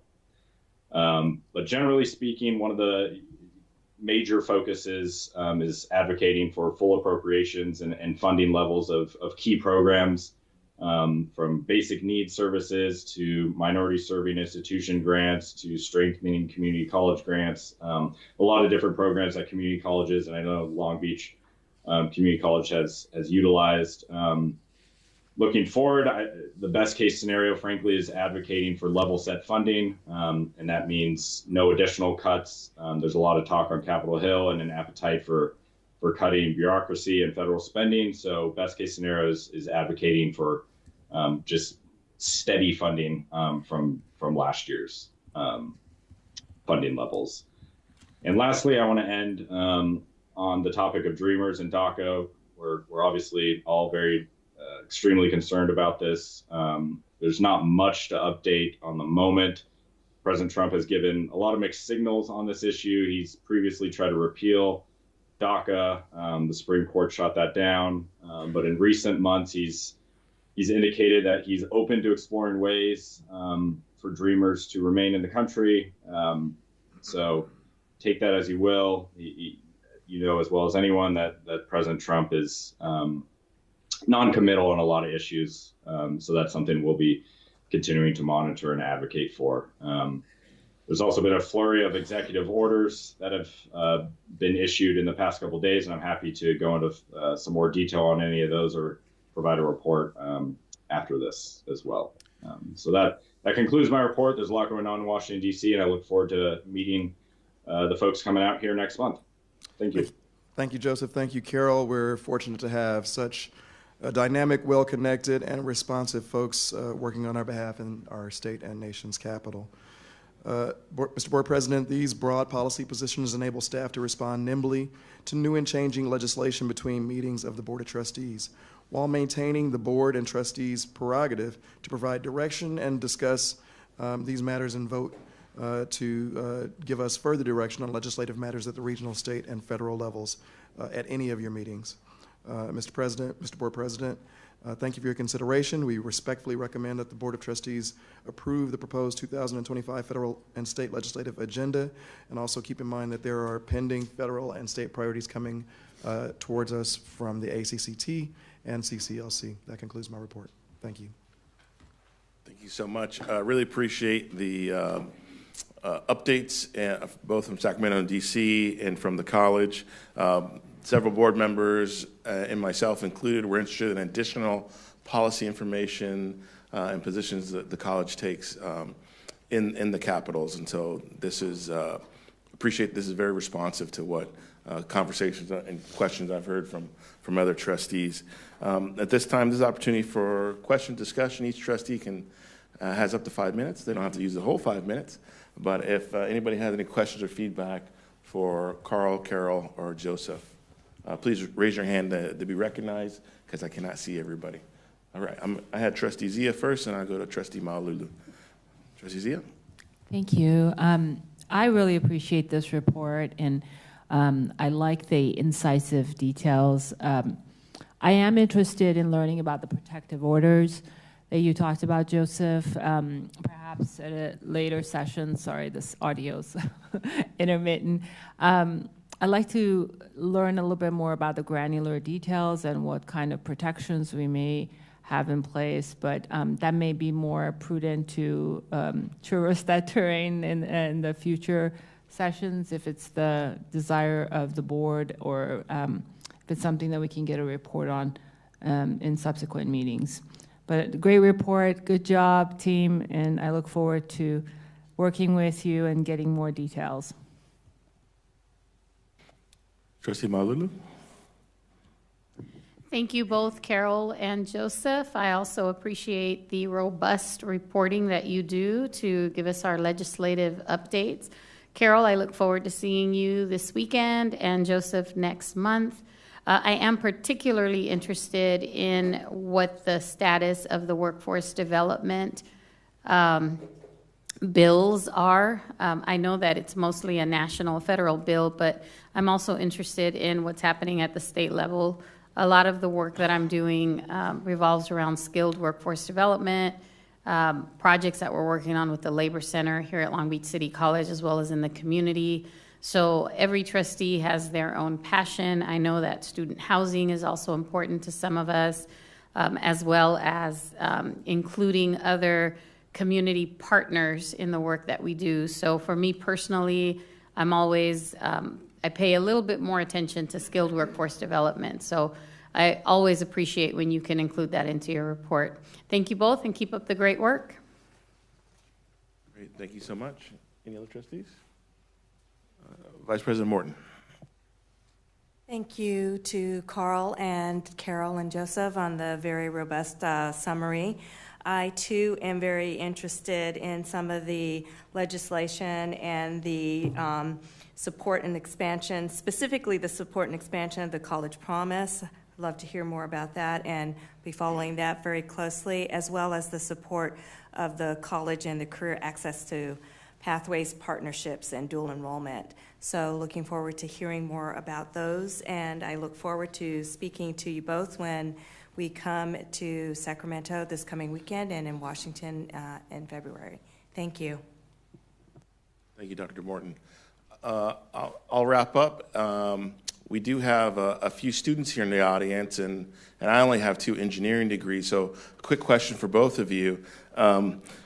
Joseph, what is a continuing resolution, and can you share what that is and the impact of what a CR means for our students?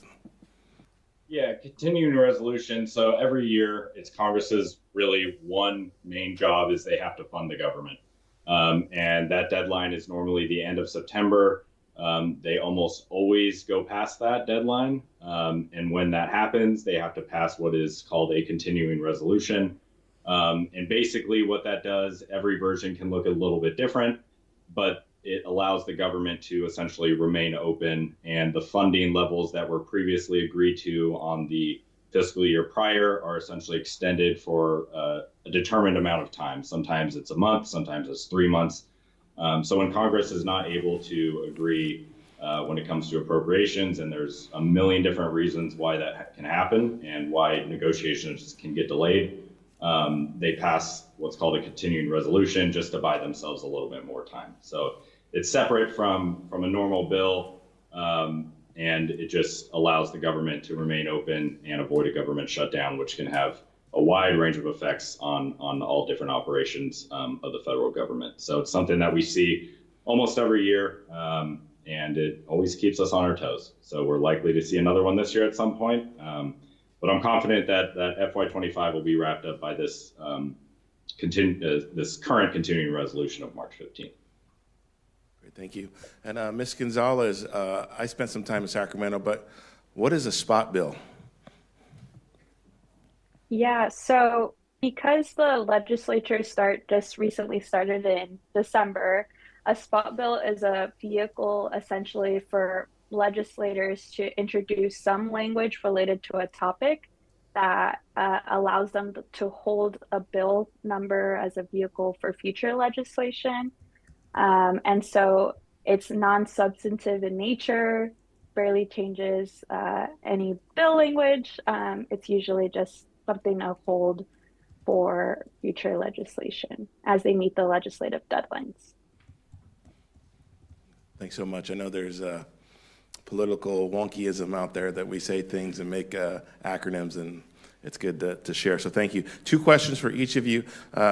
Carol, I hear Ben Chida has moved on from the governor's office. Is there a new higher ed liaison now or yet?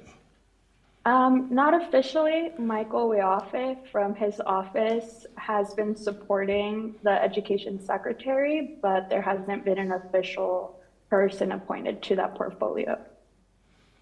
Great. And then briefly, on our Cal Grant reform, what are we asking to change? There isn't an official Cal Grant reform ask in our priorities. However, the governor's budget did not include Cal Grant reform at all. And so I think we'll be looking out to see what our coalition partners and folks are advocating for, whether that's a bite-sized approach to reform or just the inclusion in future out-year funding. And there was a Cal Grant bill passed last year that was not, or was vetoed or not signed at the end of the 2-year cycle, was it? No, actually, 2 years ago, there was Cal Grant reform that was signed by the governor, but it was upon appropriation of funds, which is something that folks have been advocating for so that we can actually move in the direction of transforming Cal Grant as a whole. And so folks have been fighting for this for a while, but unfortunately, we just haven't seen the money or the funds to start the implementation process of it. Great. Sounds like a great item to talk to the Department of Finance about. Thank you. Joseph, has there been an appointment yet of a Deputy Undersecretary of Higher Education? I know the former WWF wrestler Linda McMahon is the new Department of Education Secretary. But do we have any else appointed yet? Not yet.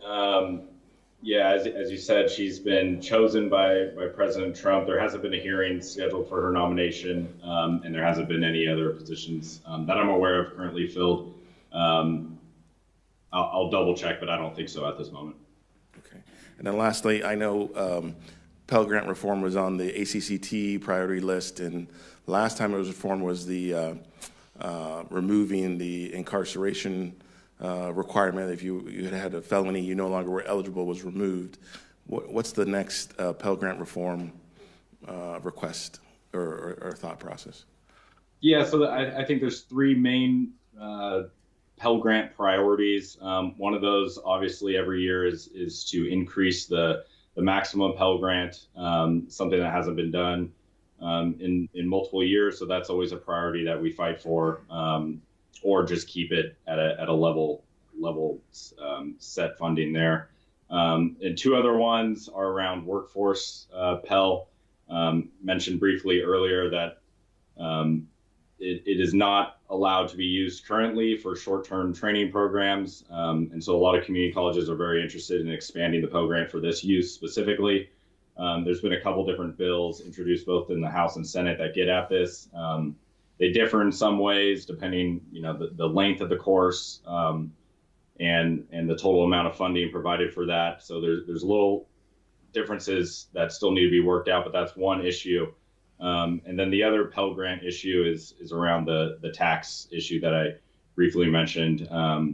Pell currently is not taxable for tuition, but a lot of the other issues like transportation, housing, childcare, laptops, those are all currently treated as unearned taxable income. So there's a couple different areas that get at Pell Grant reform, and we may see some of that wrapped up in broader tax legislation later this year. Excellent. Thank you both for your time tonight. We really appreciate it. We look forward to seeing you in the next couple of weeks in real life, and especially Joseph. I know it's getting to the late hour there on the East Coast, so really thank you for being on tonight. Mr. Kemp, anything else to wrap it up, or we're done? All right. Well, thank you so much. Appreciate it. We're going to move on to our next agenda item. Next, we're going to have Dr. Kirkwood come up. We have a presentation on the Trades, Technology, and Community Learning Campus, TTC update with Dr. Kirkwood. And have your turn at the mic.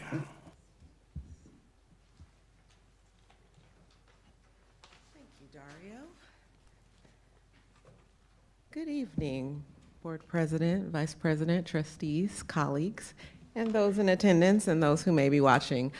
So I am so happy to stand before you all this evening to do a visual recap of the year of 2024. So this isn't the academic year, this is truly the calendar year. And so I started with this picture on the beginning slide because anyone who knows me, they know I love capturing a moment in photo. But I thought I'd be remiss if I didn't actually shout out my team. So we have Miss Vicki Lurch, Tracy Salazar, and then we have Susanna, who's our student assistant. And there's a lot of fun facts about our office. So all three of them are LBCC alum. All three of them started here at the district as student assistants. Vicky's literally in her 34th year here at the district, so she is my go-to for all things TTC, LAC, old PCC, whatever it is. Tracy went on, she transferred and completed her degrees at Cal State Long Beach. And then Vicky got her bachelor's from Cal State Fullerton, where I also got my master's and my doctorate.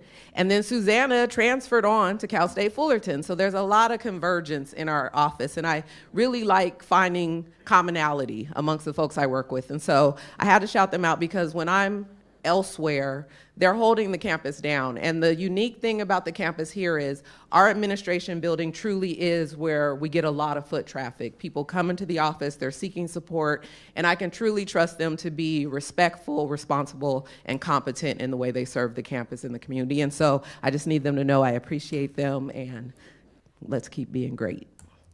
Next, so this was our first installation from our public arts program. It was a digital mural, The Rising Tides, and this is in the hallway in the AA corridor, and it was a wonderful unveiling of the piece. The artists were there, and so we were just very happy that we got a spectacular first piece of art here, and the work that that Public Arts Committee is doing is ongoing, and we're looking forward to the next pieces that will be here at TTC as well as LAC. Throughout, I have a few kind of facts, like I reached out to certain people because I was like, they might want to know a few quick facts about certain things. So some things will have quick facts, some won't. The next is our Child Development Center. So, we have both campuses, but once again, here on this campus, they're actually housed on campus, and so they're a true viable part of our community. So when we have cultural events, the classes come out.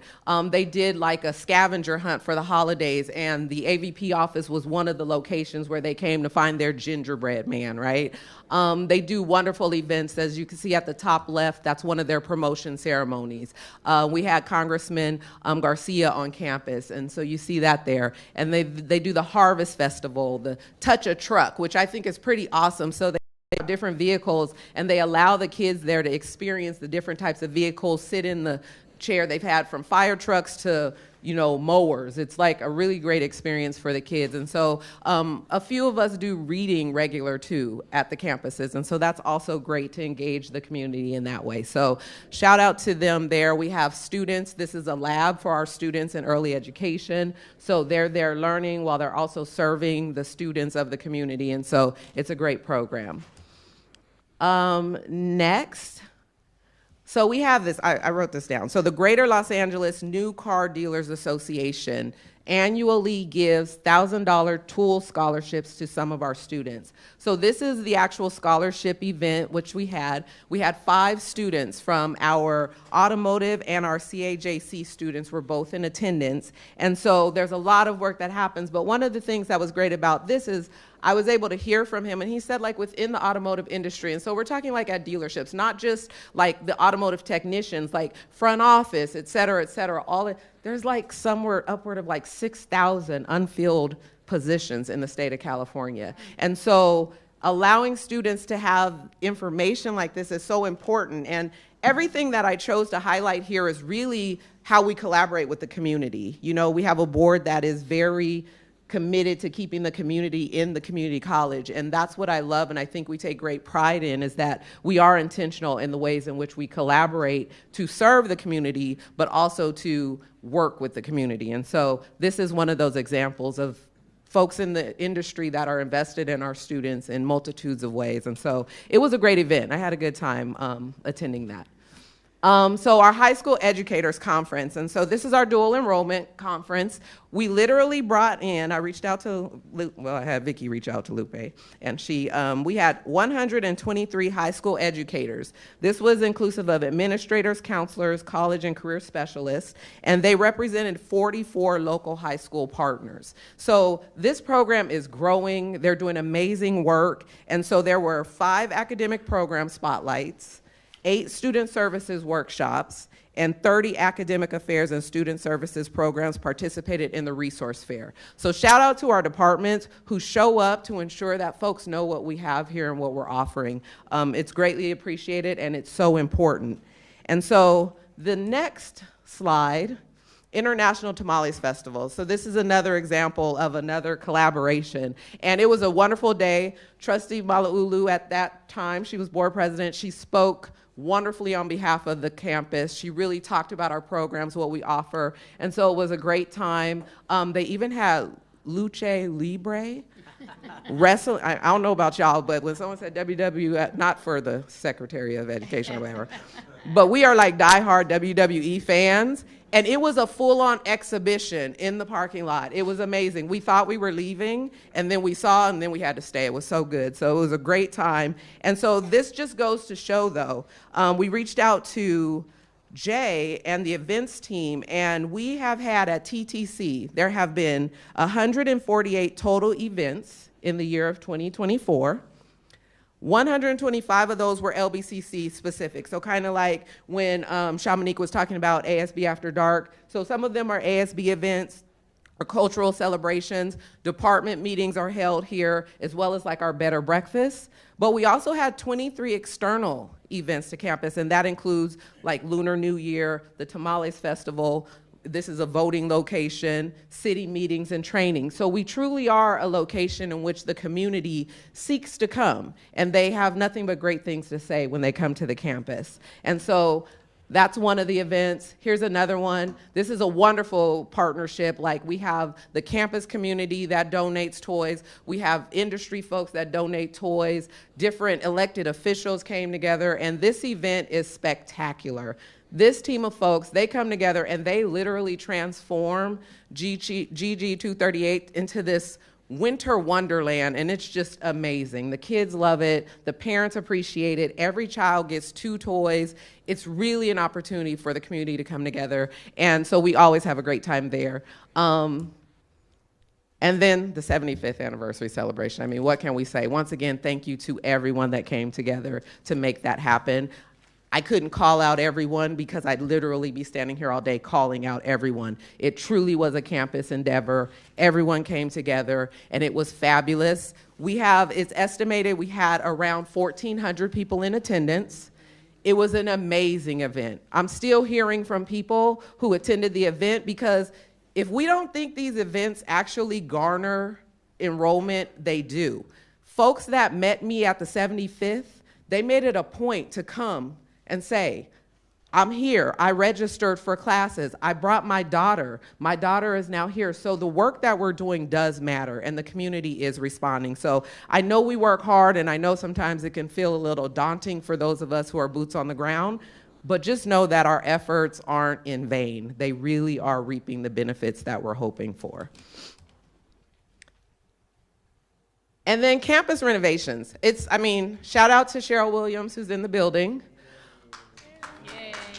Under her leadership, I truly have to thank our grounds and facilities folks, because for literally I've been here about 2.5 years now, a good portion of that time, they've been in all sorts of renovations, from landscaping to now we have new bike racks, charging tables, wall wraps, the barbecue area. Based on some feedback we were getting regarding, safety and things of that nature, we renovated it because we didn't want to lose the use of the space, but we wanted to make sure it was safe so that members of the public and such weren't using it for things that weren't possibly safe. And all of the things we've done have been tremendous successes. And so as you can see there, for the holiday celebration, for the luncheons, the things we have, it's still in full use, but we've been able to secure the things like the water and things of that nature so we can ensure that it's not being utilized incorrectly. The wall wraps around campus, hearing fabulous feedback around that. People love the pops of color. So shout out to Cheryl again on that, because that truly has been her leadership and her vision to not only envision what it will be, but to actually see it be implemented and executed. So it's in the cafeteria. It's literally across campus. If you walk the campus, anyone who's walked between now and like 2023, you can't miss the difference. It's a phenomenal difference. And so I'm really grateful. So shout out to our grounds and facilities folks. I know sometimes they're like, why are we doing all this stuff? Why am I taking out a tree to put a new tree?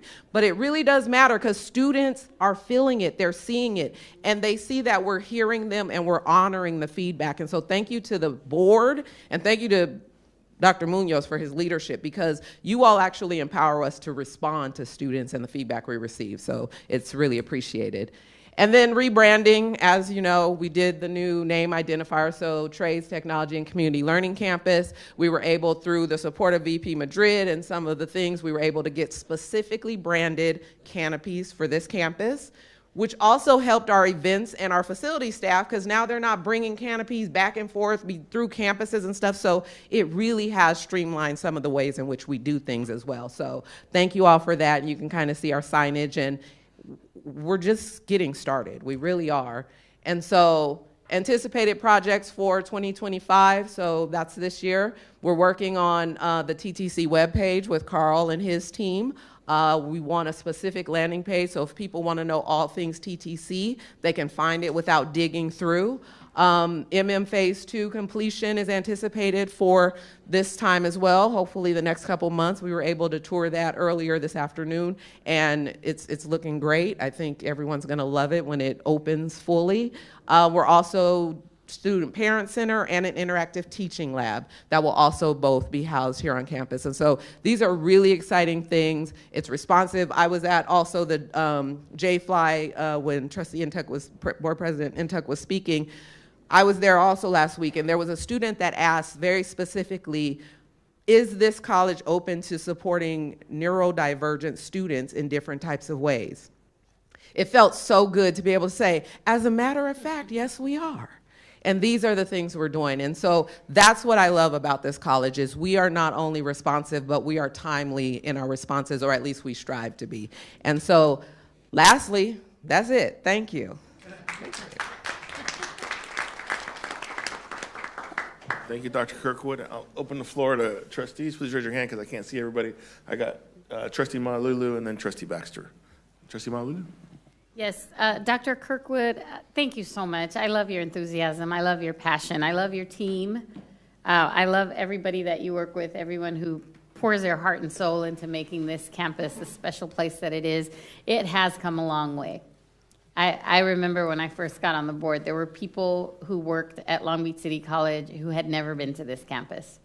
Everybody was always very focused on LAC, and we all committed to making what was then PCC, what is now TTC, an integral part of the fabric of our community college district. The Viking Voyager, the transportation, having events here, lots of events that we would like to have, but because of the construction, we haven't been able to have it. So once the construction is done, we plan on opening it up. This campus is in my trustee area, so I take special pride in it. I was here on Sunday for the bi-monthly flea market. I was here with my family. We were here for about maybe 2.5 hours walking around. Some of my friends met us here. We had lunch, and everybody was commenting about the murals. Everybody was commenting about how clean the campus was. In fact, I was speaking with some Long Beach police officers who said to me just 4 days ago, they said that the flea market, they never have any problems. It's always so clean.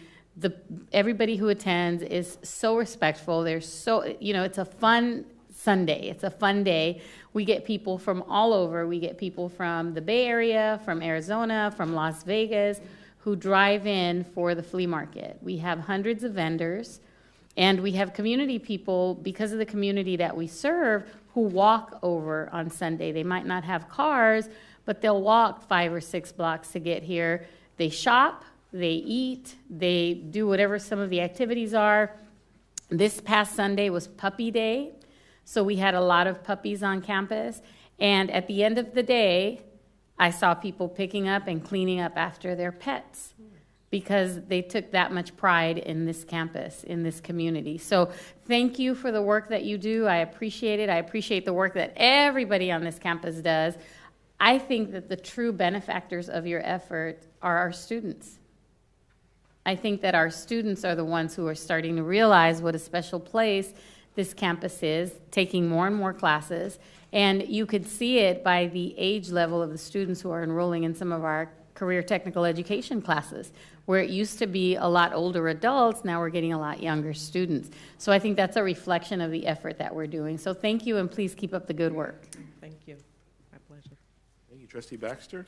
Hi, thank you so much for your report. It's really excellent. What I wanted to point out is you brought up things that happened 20, 30 years ago and brought them back. That really makes me feel good because especially like bringing in the high school counselors and the high school teachers and letting them know what's happening at Long Beach City College, because years ago we put on all kinds of programs to recruit people to come from the Unified. And then for some reason, and I don't want to, it was before I was on the board, somebody decided, well, that's not necessary. We're gonna, we're gonna go after other people. I don't know who they thought they were gonna get, but anyway, I think bringing those high school people on campus and letting them see what a wonderful institution we have, and the dual enrollment program, I think is fabulous. And so all those kinds of things are helping us.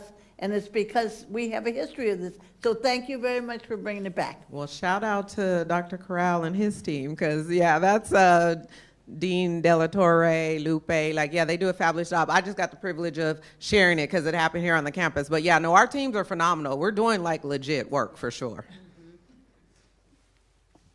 Trustee Zia. Thank you, Alicia, Dr. Kirkwood. Amazing as usual. I want to echo my colleagues' sentiment. I was there when Congressman Garcia was there. I don't know if the picture, it was hard for me to tell, featured all of us, but I really was proud to see how you conducted yourself, your whole team, the Child Development Center, which has been really the crown jewel of our institution in a lot of ways. I loved it. I think since you have taken over and under your leadership, I love the fact that it feels like the volume on everything has just become much more precious, and it's gone up. And I love it because you've added not only valor, but lacquer to the organization and especially the campus. And it's a testament by how many people showed up.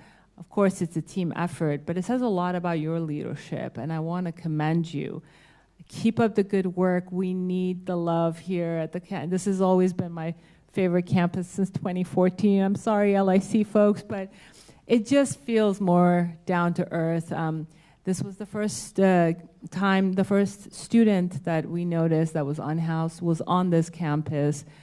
And, unfortunately at the time they were being ticketed, and Trustee Baxter and I talked to our police officer at the time and the lieutenant, and we were able to really do something about that.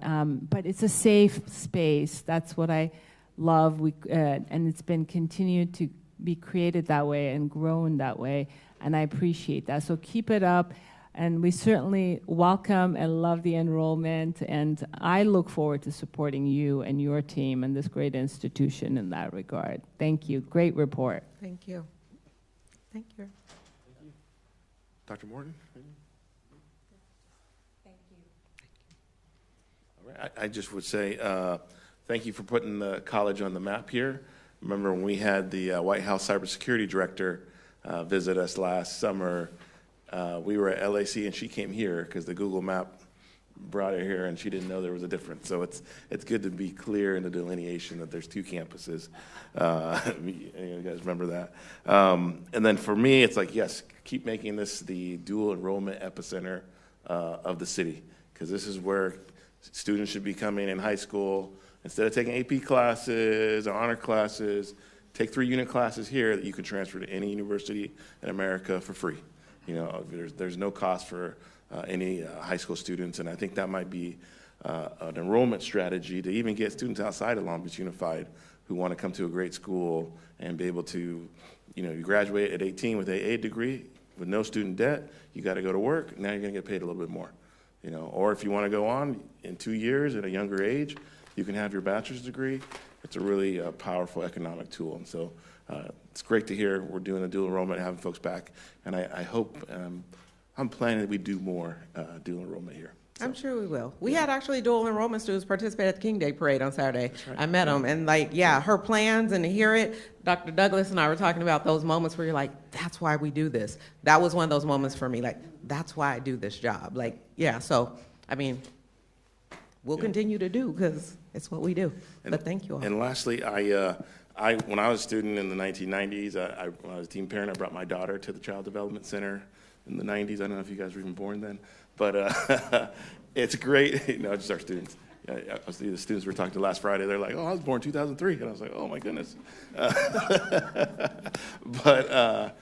during the federal update, we heard about potential funding for the Child Development Center. If that money comes through, what would it be used for, or how would you most like to use it for? Well, we were already speaking, so it's already been earmarked for equipment, the yard equipment. They're kind of, what do they call it? I don't want to call it a jungle gym. Yeah, the playground structure. So it's already been earmarked for something very specifically. Stacy shared today, it's the one they have is about 18 years old, and the soft ground is wearing, so it's already been kind of determined what that'll be used for. Great. Awesome. Thank you all. Well, thank you so much. Appreciate it. Have a good evening. Next two items are going to be with Board Council Ewing, 7.3 and 7.4. We'll move to 7.3. This is a Levine Act update. That's a new statutory changes that happened the first of this month. And the trustees did get a handout on this, and we'll give the floor to Board Council Ewing to go over. Thank you, President Intuk, Vice President Morton, trustees, Superintendent President Dr. Munoz, Cabinet, and all those assembled today. I'm Vince Ewing, Board Counsel. I'm here to talk to you all about an update on the Levine Act.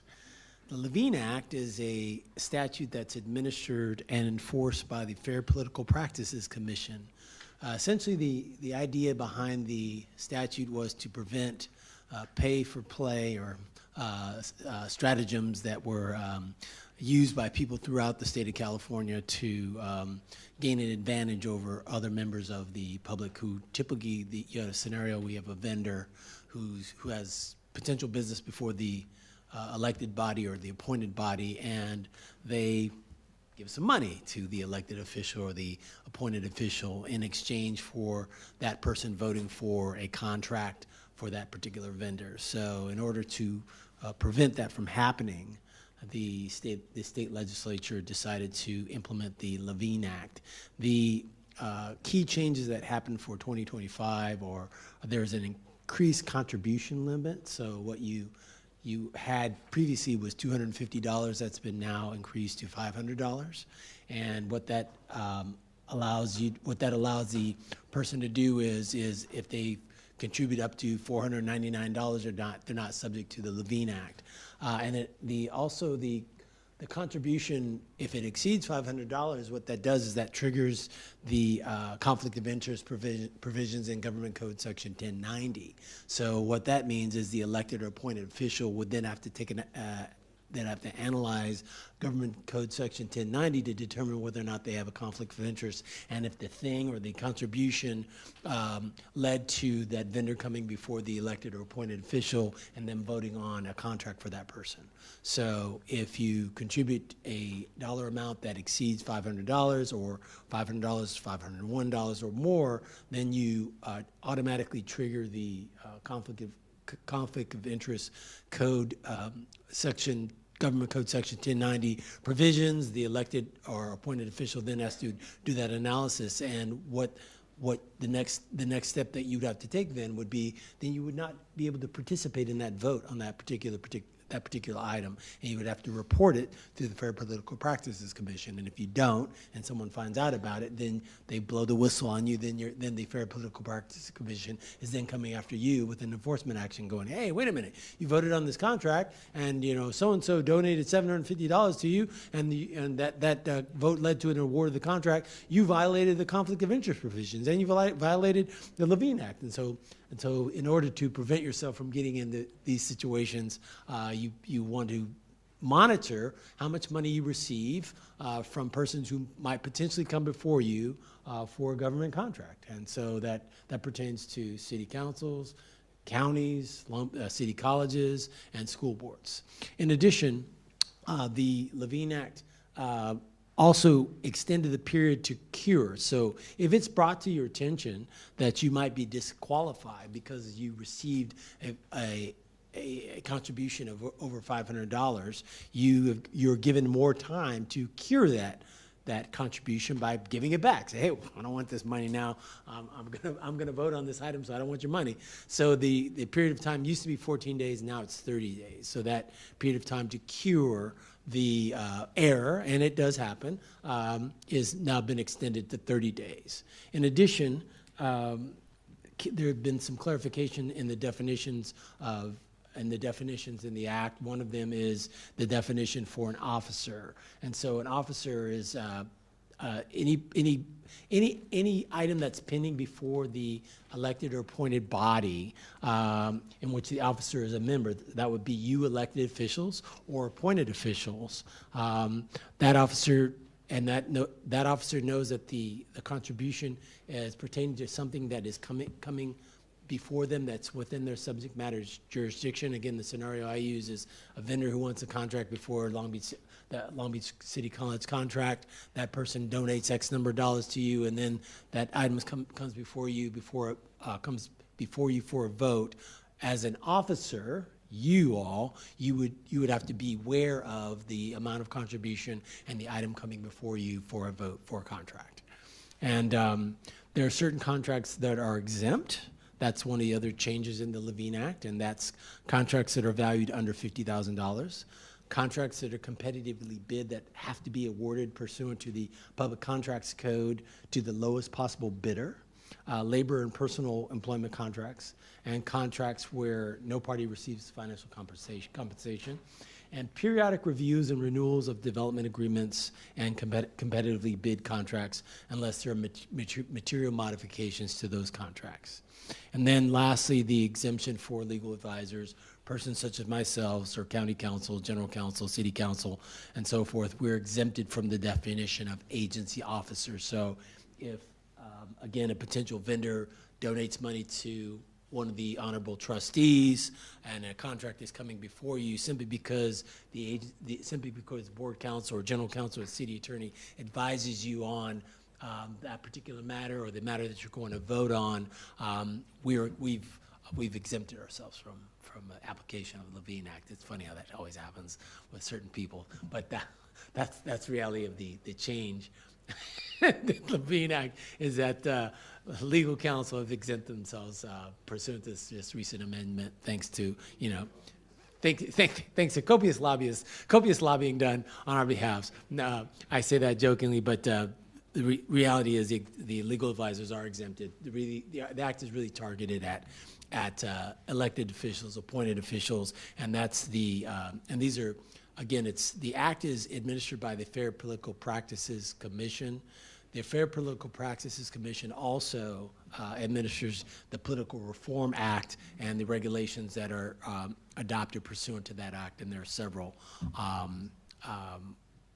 that are set forth on the Fair Political Practices Commission website. I encourage the board or anybody who's interested in this stimulating topic to take a look at the FPPC website and specifically go to the pay to play limits and prohibitions link. I provided it in the memo that I provided to you.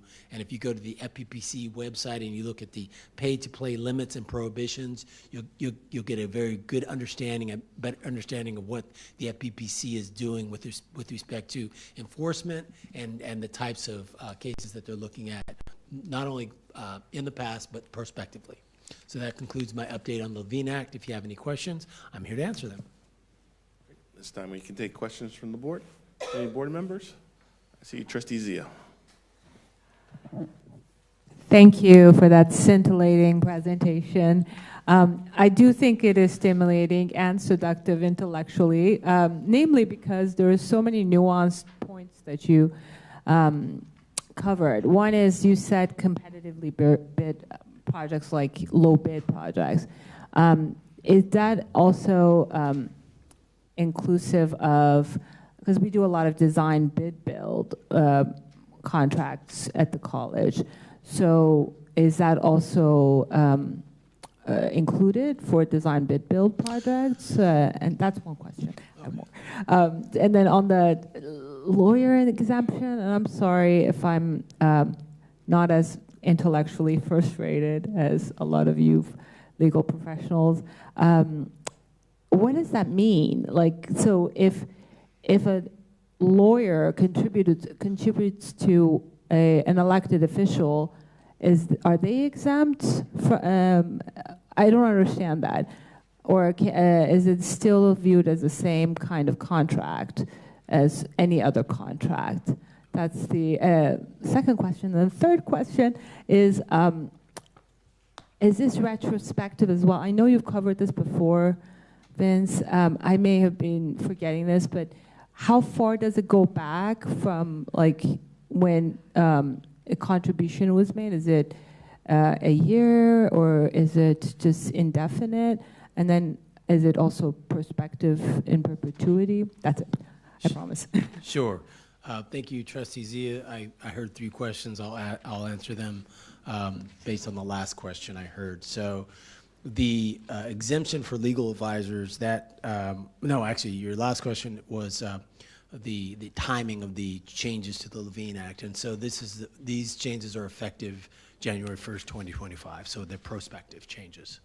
So the second question I believe you heard pertained to lawyers, and it was really what they're talking about is if you receive legal advice from counsel on whether you should vote or should not vote based on, say, a contribution that you received from a vendor who's going to come before you for the award of a contract, that lawyer is exempt from the application of or from enforcement of the Levine Act. The responsibility is the elected officials or the appointed officials. And then with respect to the design bid build, under the Public Contracts Code, design bid build contracts, as you well know based on what you do for a living, are not low bid contracts, so they're not required to be awarded to the lowest bidder. So this pertains only to contracts that have to be awarded to pursuant to the Public Contracts Code to the lowest bidder. Trustees? I got some questions. Well, good. Thank you so much. This is great to hear and get an update. And there's always a changing legal landscape. I imagine lawyers are also exempt because they have the California Bar Association requirements that they have to maintain. One question, I know ignorance of the law is not an excuse for following the law, but is, I know people get confused on what does pay to play mean, or they can say, well, I thought it was pay for play, so that must have been a reasonable complaint to make. My understanding of pay to play is yes, you have these contributions, but it's like if someone got a financial incentive, say you got a kickback on a contract, you got a direct payment. Are those two scenarios of a contribution over limit and getting some type of direct financial value? Are those the two kind of pay for plays, or are there some other scenarios? Those are two, and there are other scenarios. So a good example would be, just a very blunt and bold example. Let's say someone contributes $20,000 to you in advance of them having a contract that's going to be let by the district to that particular vendor. And then the vendor comes here, or maybe it's not that person in particular, but someone representing the organization that vendor is a member of, and that vendor is awarded the contract. So it could be $20,000 divided up to the board members. It's over $500, so $5,000 each, or whatever, or it could be $20,000 to you. That's an example of something where the vendor, and the vendor may say to you, hey, by the way, got this contract coming up, here's some money, make sure you vote my way so I can get the contract. That's a pay to play scenario. There are hundreds. That's one that would probably be scrutinized for sure. The elected or appointed official, my advice to that person would be, you should probably not vote on this one. And then there are other situations where you may not have a contribution in your second scenario, where you don't have the direct contribution to the elected official, but you have an arrangement. So I'm with Company X, and Company X comes before you and wants to get a contract, and you award the contract to Company X. Company X starts making money, and then you start getting a kickback. You get 20,000, 50,000, whatever. That's an example of a pay-to-play scenario. And as I said, there are hundreds. People can be creative, and they've come up with various scenarios. And so my advice to the elected officials always is, ask the FPPC. They're a great resource. Many of the people on the FPPC, on the commission itself, are former elected officials who know their way around the day, if you will. So that would be my answer. Last two, you touched a little bit. I think there's a 12-month time horizon. I think it changed in the new. It's 12 months back from a contribution of $500 more and 12 months forward, or is it only forward? I think. I missed that. I missed that change in the period of time. But let me get back to you on that. Okay. Yeah. Okay. And I know we have no limits in California for college board or school board members, and I think the largest donation I've ever seen someone take is like $30,000. Does that, carry on? I mean, what other, I guess, where it triggers this, is it's only contracting, it's not labor contracts? Is it other things that could be awards or certificates or? So it's certainly, it's not labor or personal employment contracts. Those are exempt for sure. And it's not any contracts where a party receives no financial compensation. It's not the competitively bid contracts that are awarded to the lowest bidder. It's not contracts valued under $50,000. So $49,999. It's game on, right? I mean that's the way you read it. But again, I stress to the elected officials here, if you have questions, I can give you this overview, but the key resource is the FPPC. They're there for you. Trust me, they'll come after you if you violate one of the statutes that or the regulations that they implement. And the easiest way to address it is just don't vote on the item. Yeah, how about that? Right. Okay. Awesome. Any other questions from anybody? Same question? Yeah, you didn't go over 5-minute limit, so we can go back. Yeah, go ahead.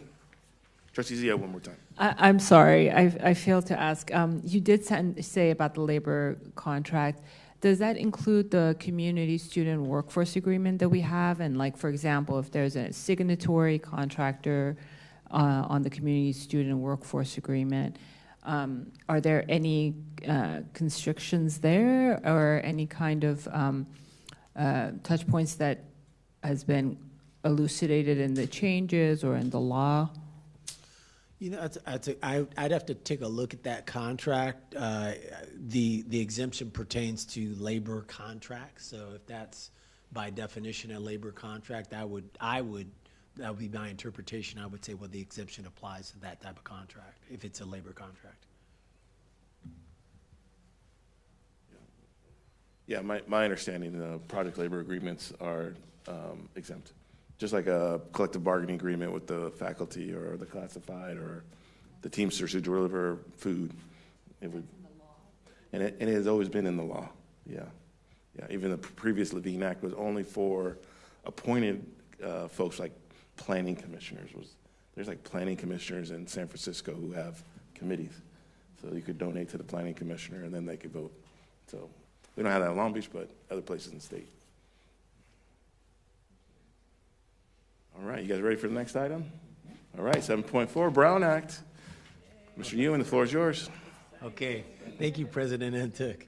This is an update on the changes to the Brown Act for 2025. They're effective January 1st, 2025.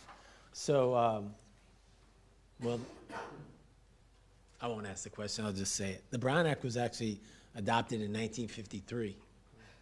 so it's approximately 72 years old. I think everybody here, or at least the elected officials here, understand why it was adopted.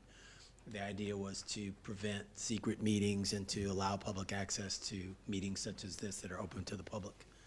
And so there have been some significant changes. I would say this also about the Brown Act, having worked with it for some time now. It's fluid. Their changes are ongoing. There are always changes to the Brown Act, but more specifically to what you all are able to do in July as of January 1st, 2025, that you weren't able to do before. You can have closed sessions now on cybersecurity threats. That's a new one. So Long Beach City College, the Board of Trustees are now authorized to hold closed sessions to discuss cybersecurity threats related to critical infrastructure controls and information. This expansion allows for private discussions on vulnerabilities that could impact public health, safety, and economic security. Now, I would say this is a modification in the statute of something that already existed in the statute. So if there was a threat to the safety and security of the institution, you were all allowed to have closed sessions to discuss this. I think someone put the word cybersecurity in there. But since it's the same thing, if you have a threat to health, safety, economic security of the city college, you can go in the closed session and talk about it. So I think it's just it's a modification of something that already existed.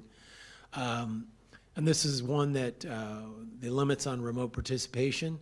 So because you all meet once a month, the change to the statute says that you can rely upon the just cause or emergency circumstances provisions of the Brown Act to allow you to meet remotely twice a year. That's a change. Now, I want to stress to you all that this is not the section of the Brown Act that allows you to participate remotely.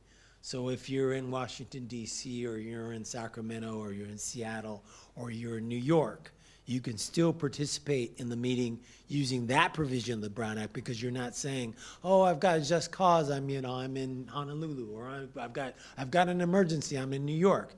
You're not using it for those reasons. The emergencies or just cause are legitimate emergencies. I'm not feeling well, I'm taking care of a loved one, something like that. And so for the just cause or emergency provisions, you can use that twice a year. And then for the other remote participation, there's no limit on that, although, you want to do it with, you want to use some discretion in utilizing that, because frankly, your constituents in your districts voted for you to attend meetings, particularly here, not while you're in DC or New York. And then the changes also address other bodies that meet more than twice a month. Those don't pertain to you. And then lastly, there's a kind of what I interpret as it's an interesting way to say it. It says, no matter what, despite these changes, no elected official can rely on the just cause remote participation more than 2 times a year. There seems to be an internal conflict with the statute there, because the statute a little ways up says, but if the body meets 3 or more times a month, they can participate 7 times a year. So I think that's something that the lawmakers will need to reconcile. But it exists, and again, it's not uncommon for legislation to have internal inconsistencies that eventually get corrected or interpreted differently. And the last one, the next one pertains to school boards. That's K through 12. So I mention it simply because there's some overlap, but there's not really an application here. And then the student body, community college student bodies, so student associations and so forth, are able to participate remotely by teleconferencing. The idea there, the policy idea there is to provide more availability and more access and participation in the meetings of those student associations. Those are the 2025 changes to the Brown Act. Sure. We can take questions now, and Dr. Munoz would like to go first. Thank you. Council Ewing, I also wanted to see if you could review with our board. Recently, I was made aware of an opinion by Attorney General Rob Bonta on trustees attending both campus and community events when you have more than a quorum or a quorum of board members in attendance. And so what I've been able to research online is that we shouldn't have more than 2 board members in attendance at community events and on campus events. And so can you please go over that and those changes with the board so that I can get a little bit of direction on how we implement that new opinion? I'm happy to do that. I'm also happy to share that I remember once having a conversation with Attorney General Bonta when he was a council member in the city of Alameda a long time ago, and look where he is now. So this scenario, I think, actually, the opinion and what it discusses actually, I think, is relevant to the body here, and in that you just had an event, you know, the state of the city. So it had circumstances that are very similar to what you all have experienced. So what this opinion says essentially is the mayor of the city of Ventura was giving a state of the city address at an event. And it was an event that required admission. You had to pay to get in. And the question that was posed to the Attorney General's office was whether the city council could participate, could all go to that meeting to listen to the mayor give the state of the city address. And the opinion says no. It's a violation of the Brown Act because having everybody there is a meeting, is a Brown Act meeting that was not duly noticed and open to the public. Now, there's some of us, you know, some of us attorneys were like, whoa, man, I don't know about that one. And there are many cities in California. There are, you know, I think 88 counties in the state and many cities within them. And I trust that my colleagues who practice in the area that I practice are going to grapple with this one. And here's why. Here's why I'll tell you why I grapple with it. And or just to say, is this the law of the land? Is this a Supreme Court ruling? No. I expect that this will be challenged. But it is an Attorney General opinion. It is something, it's authority. So it can be relied upon, I will tell you that much. And the reason that I think this will be challenged is when you look at the Brown Act, you look at this meeting, this is a Brown Act meeting. What's the distinction between this meeting and the meeting I just described? No admission. No admission. It's open to the public. Anybody can walk in here and participate in this meeting. But if you have a meeting at the Long Beach City Conference Center, a State of the City meeting that requires admission, that's not a meeting that's open to the public. And that's the challenge. Now, this attorney, and the analysis, it's a very good analysis. This attorney said, yes, but that mayor was talking about only things that pertain to the city that were going to likely be within the subject matter jurisdiction of the city council members at a date in the future.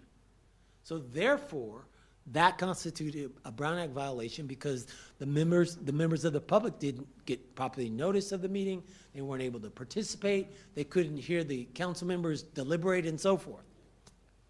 So, and of course, the opinion assumes that the council members deliberated and discussed what the mayor was talking about. Who knows? I wasn't there. But that's the fact pattern. It's a very interesting fact pattern, I must say. The one thing that I got hung up on is what I talked about, is there's no access to the public. Is that, you know, you can't, a city college, a school board, you can't require people to pay to get into a public meeting and then call it a public meeting. And then the question was asked in the opinion whether the conference exception applied, right? Some of you members are going to go to Sacramento, some of you are going to go to DC. There will be a quorum of you, I expect, at some of those events. And you've been at other events where there've been at least a quorum. So do you violate the Brown Act when you go to those conferences and so forth? Now, the Brown Act already has a conferences exception in it. It says, no, if you're going to a conference and you're not deliberating or discussing things that are within your subject matter jurisdiction, you're not violating the Brown Act. That's an interesting analysis when you go to a community college conference. Well, what are they talking about? Community colleges. So, and you're not gonna go over breakfast or have lunch or maybe have a cocktail and talk about community colleges? And I would say, come on, right? Come on, of course you are. Or maybe you're not. Maybe you're like, oh, well, we can't talk about anything that we discussed. Can't talk about that great seminar or this great presentation of this president. But there is a conference exception. There's a public events exception. There's a community forum exception in the Brown Act that allows a quorum or the entire body to be present, so long as they don't have something at that thing that they're attending that's likely to come before them that's within their subject matter jurisdiction. So I would say to you about this Attorney General's opinion, it's an opinion of the Attorney General's office. I expect it to be challenged if it hasn't been challenged already. And you can hang your hat on it, but you might get challenged. Right? You can rely on it because it is an AG opinion. AG opinions in the state of California are authority, but you might get challenged based on what I just said about requiring people to pay an admission to get into the meeting. Any other questions?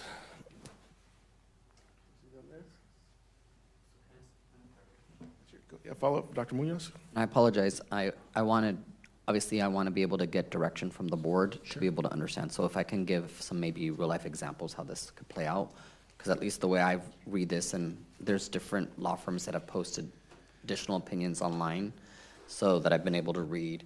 And so let's, for example, say the most recent event, the State of the Port. Port contracts, Port gives things to us, awards us different things, comes before us. In an instant like that, I probably, as the superintendent president, wouldn't be comfortable more than 2 board members going to an event like that, because that obviously is by invitation only, so it's not, to your point, it's not open to the entire public. And we engage with the Port in specific, ways. Like I said, we have contracts with them, et cetera. We receive funding from them. So in that instance, I would say we would only be able to send 2 board members to an event like that, in contrast to something that's completely open to the public where there's not any potential for an intersection of business. So like the Pride Parade, that to me seems like that wouldn't matter if a majority of the board showed up to the parade, because, at least to my knowledge, we don't give a contract to or engage in any kind of business with the Long Beach Pride Parade organizers. So I just want to make sure, at least from what I've read online and what I have been able to see other attorneys have put, cited as kind of the recommendations, that in the instance that I kind of just described, where we want to be careful to not have a majority of the board, especially, so I heard the 2 things I heard is it open to the public, or is it, an invitation? And then the second one is, could we potentially be having any kind of agenda items down the road with that organization? Because it said public and private, and it's not just your own institution. What I read, it's also could be right others. So I just want to make sure that I have the right direction with the board. Right. So that's well, thank you for that hypothetical. So I would, often I'm not giving advice out in the public, but I'm happy to do it.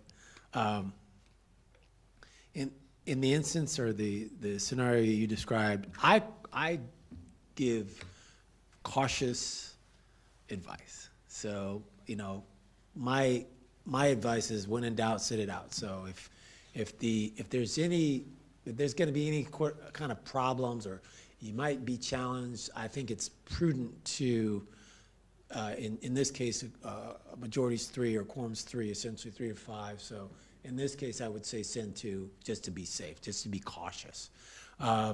Is there an argument to be made on the other side? Sure there is, but that's not the point. The point is to avoid all that. The point is to avoid the expense and all the time and energy to fight that fight when you can simply send 2 people.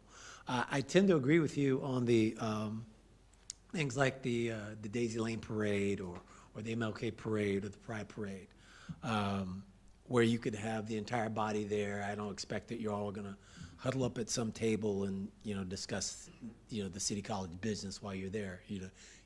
Practically speaking, the elected officials are walking, talking, waving, carrying out their duties as elected public officials. So I tend to, in the hypothetical you gave, I tend to say, yeah, you're probably wise to send 2 rather than 3, or certainly not all 5. If the port event were admission required, my view might change based on the Ventura scenario. But if it were open to the public, if we have things that are open to the public. It was open to the public, but limited seating. That was the nuance. So it's free. So they could, so theoretically, someone could stand. Yeah. Yeah. So I think you're wiser to exercise caution. Yeah. A couple questions. One on the COVID provisions, and this has evolved in the last 4 years. You used to have to give your notice, your location, and post the agenda on the wall or on the door if you're in a hotel in Baltimore. That's all gone. So if you're remote, you just are remote. You can participate. You don't need to put the address on the agenda and 72 hours advance notice anymore. That's correct. Yeah. That's correct. So the COVID-related changes of the Brown Act that you're referring to don't require the address. The remote participation provision of the Brown Act that says, but if you're in D.C. and you're not using just cause or emergency COVID-related type stuff, then you still have to post. However, there's one exception. I didn't mention it, but I'll mention it now. ADA, so if you have a board member that requests a reasonable accommodation and they can't attend the board meeting because they have a doctor's note, they're wheelchair bound, the doctor says they shouldn't be around people. In that reasonable accommodation circumstance, based on an AG opinion in 2014, pursuant to ADA, you don't have to post where you are, your address. You do have to say, however, that you have, your personal care assistant in the room with you or an adult in the room with you, but not a minor. It's good to know. I did that in India and in Austria in the last 7 years. I was at a meeting last week of the Air Quality Management District, and one of the board members lost his house in the fires. Yeah. And that was one of the emergency triggers that, without notice, he was remote participating and could vote. Right. So I saw that already in practice. The city of Long Beach, for the state of the city, because of this, went to a raffle system. So they didn't have the majority of the city council members go, but they had a raffle to pick 4 of the 9, because they have 9, their quorum's 5. Right. So that was their strategy to address it. And I talked to Dr. Munoz about the situation, and we can talk about it amongst the board. Do we say we send board leadership to go? If not, do we do a raffle? I think we should think about, we don't have to make a policy or a law about it, but a protocol practice to make sure that we're protecting ourselves and the college, because then people can send a complaint to the FPPC, and then it becomes a whole thing that it doesn't have to be. Right. Excellent. Last question on remote. How many people actually have to be in the jurisdiction for a remote meeting? You can't have everybody remote. No, you have to have a quorum and physical. Quorum within the jurisdiction. Okay. Yeah. You could be remote. I could be in Lakewood remote, but it's in I'm in the jurisdiction. That's correct. Okay. Or if Jenny wants to be from home, we're still okay. All right. Good to know. Any other questions on Brown Act. I know this is, for the public, this is, maybe new and kind of stale, but, this is the kind of stuff we have to pay attention to as elected officials. Any other questions? No? All right, we're going to move on. Thank you, Board Council Ewing. We're going to move to a consent agenda now. This is item 8, section 8, and we'll go to 8.1 as any item may be removed from the consent agenda and considered separately if a member of the Board of Trustees so requests. Is there any requests to remove any items from the consent agenda? I'd like to request item 8.9 be pulled. We're going to move to 8.2. This is approval of the consent agenda. All items listed under consent agenda may be acted on one motion. I'll need a motion and a second to approve the consent agenda except for 8.9. I have a motion from Trustee Malulu, seconded by Trustee Baxter. Any discussion on the consent calendar? All right. Seeing and hearing none, we'll take a vote. All those in favor say aye. Aye. All those opposed? Any extensions? Ayes have it, and the consent calendar is adopted. If we move to item 8.9 as revenue and grant contract awards, this is a recommendation. The Board of Trustees authorize Vice President of Business Services or designee to enter into and execute a revenue grant contract award as submitted. There's 2 contracts, one with the County of Los Angeles Department of Public Social Services, and 2 with the City of Long Beach. And before we entertain a motion or discuss it, I'd like to ask Board Council Ewing, if this, under the new thresholds, we have the City of Long Beach as a contract item, Trustee Zia as an employee of the City of Long Beach. Does this count under the Levine Act as a required recusal, or I'm not sure the value if it's over $50,000? Right. Thank you, President Intuk. Intergovernmental contracts are exempt. So, even an employer? Yeah. Okay, great. Yeah, if it were her individually, that'd be different. Or Difference in her. If it were her individually, that'd be different. But intergovernmental contracts, is that it? City of Long Beach and? So it's between City of Long Beach and Long Beach City College? Yeah, and your intergovernmental contracts are exempt. Yeah. Okay, great. Need a motion and a second to advance this? So moved. Second. Motion by Trustee Malulu, second by Trustee Baxter. Any discussion on the item? Seeing and hearing none, all those in favor say aye. Aye.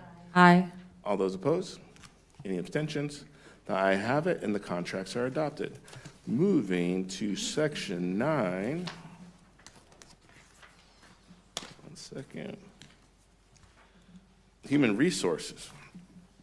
9.1 is the district initial bargaining proposal from the Long Beach Community College Faculty Association. This is a reopener negotiation. This is a follow-up item from last month.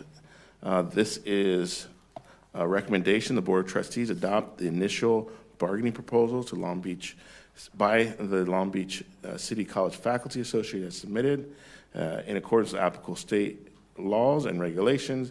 It's recommended that following the public comment, the Board of Trustees adopt the initial bargaining proposal for a full contract renewal negotiation on a successor agreement, the LBCFA, on issues listed below, Article 9, faculty evaluations, and that is it. And so this is an action item that will need a motion and a second to adopt. So moved. Second. Motion by Trustee Zia, second by Trustee Baxter. Any discussion on the contract reopener? Seeing and hearing no comment. All those in favor, please say aye. Aye. All those opposed? Any abstentions? The ayes have it, and the reopener is adopted. 9.2, employment contracts.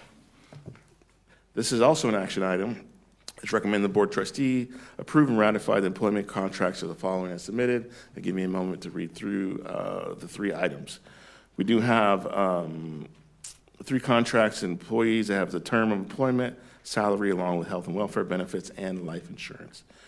First is Molly Marin, Director of Title V Grants and Academic Success and Support Services, from a term of 2025 to 2027, a salary of $155,177 as submitted.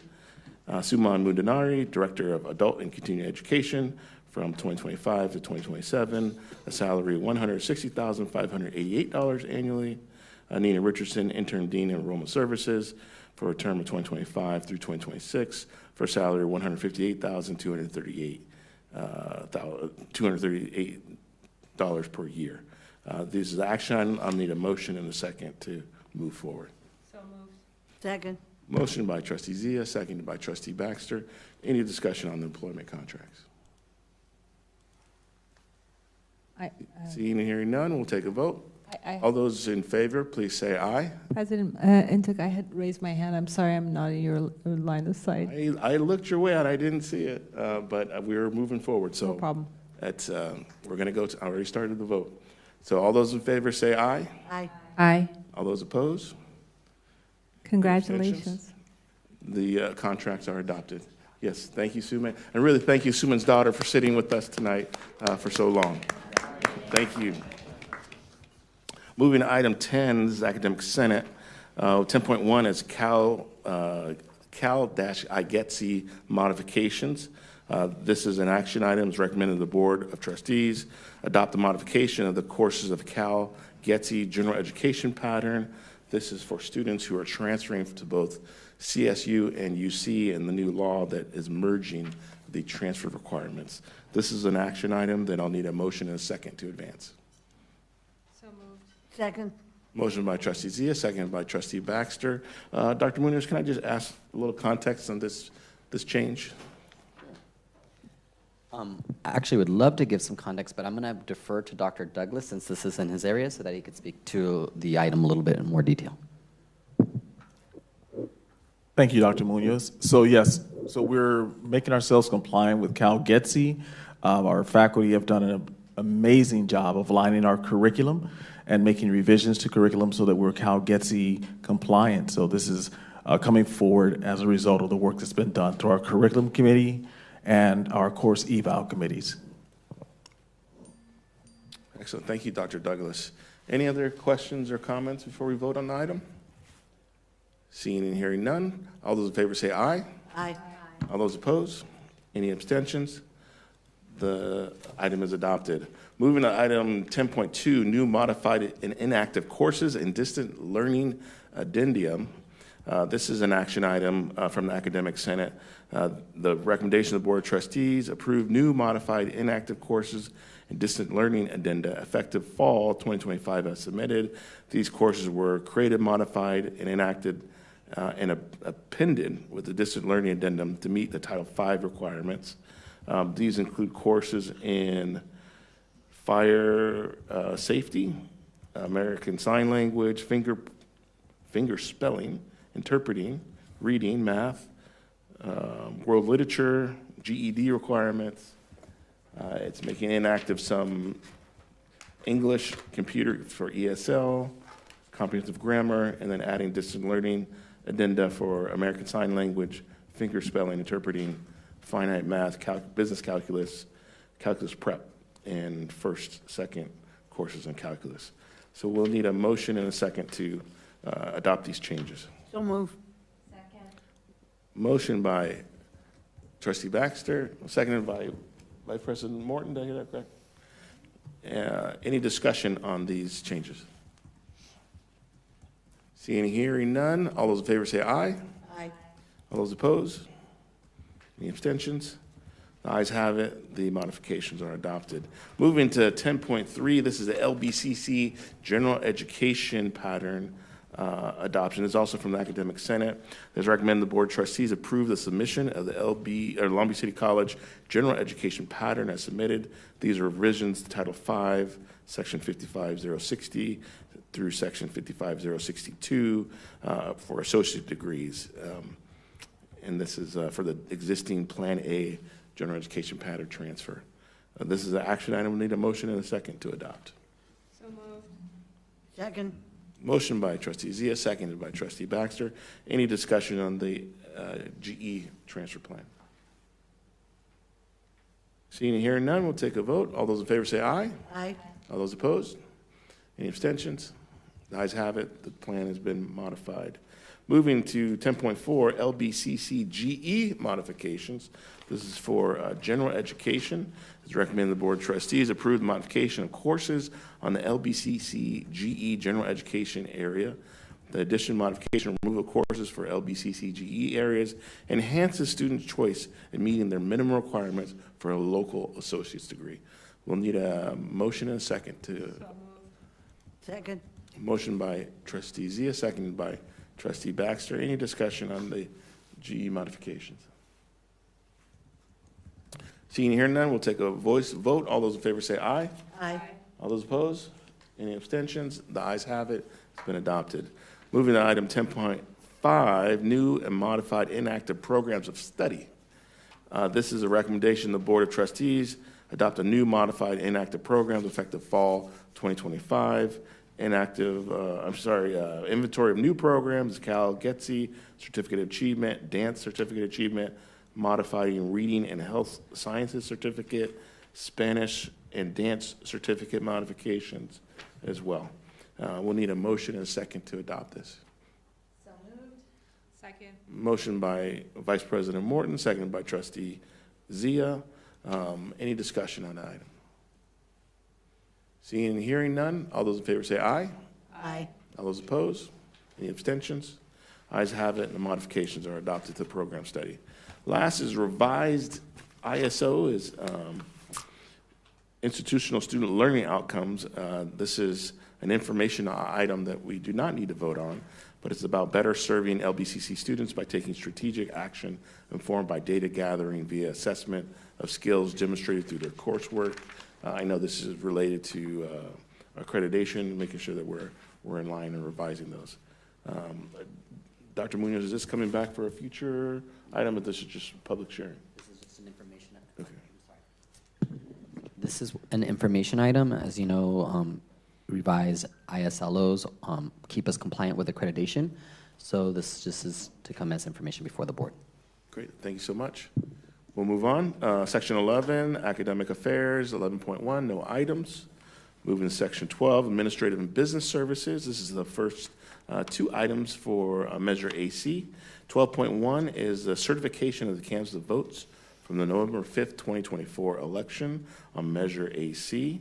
It's recommended the Board of Trustees approve the attached minute order include in the official records of the Board of Trustees.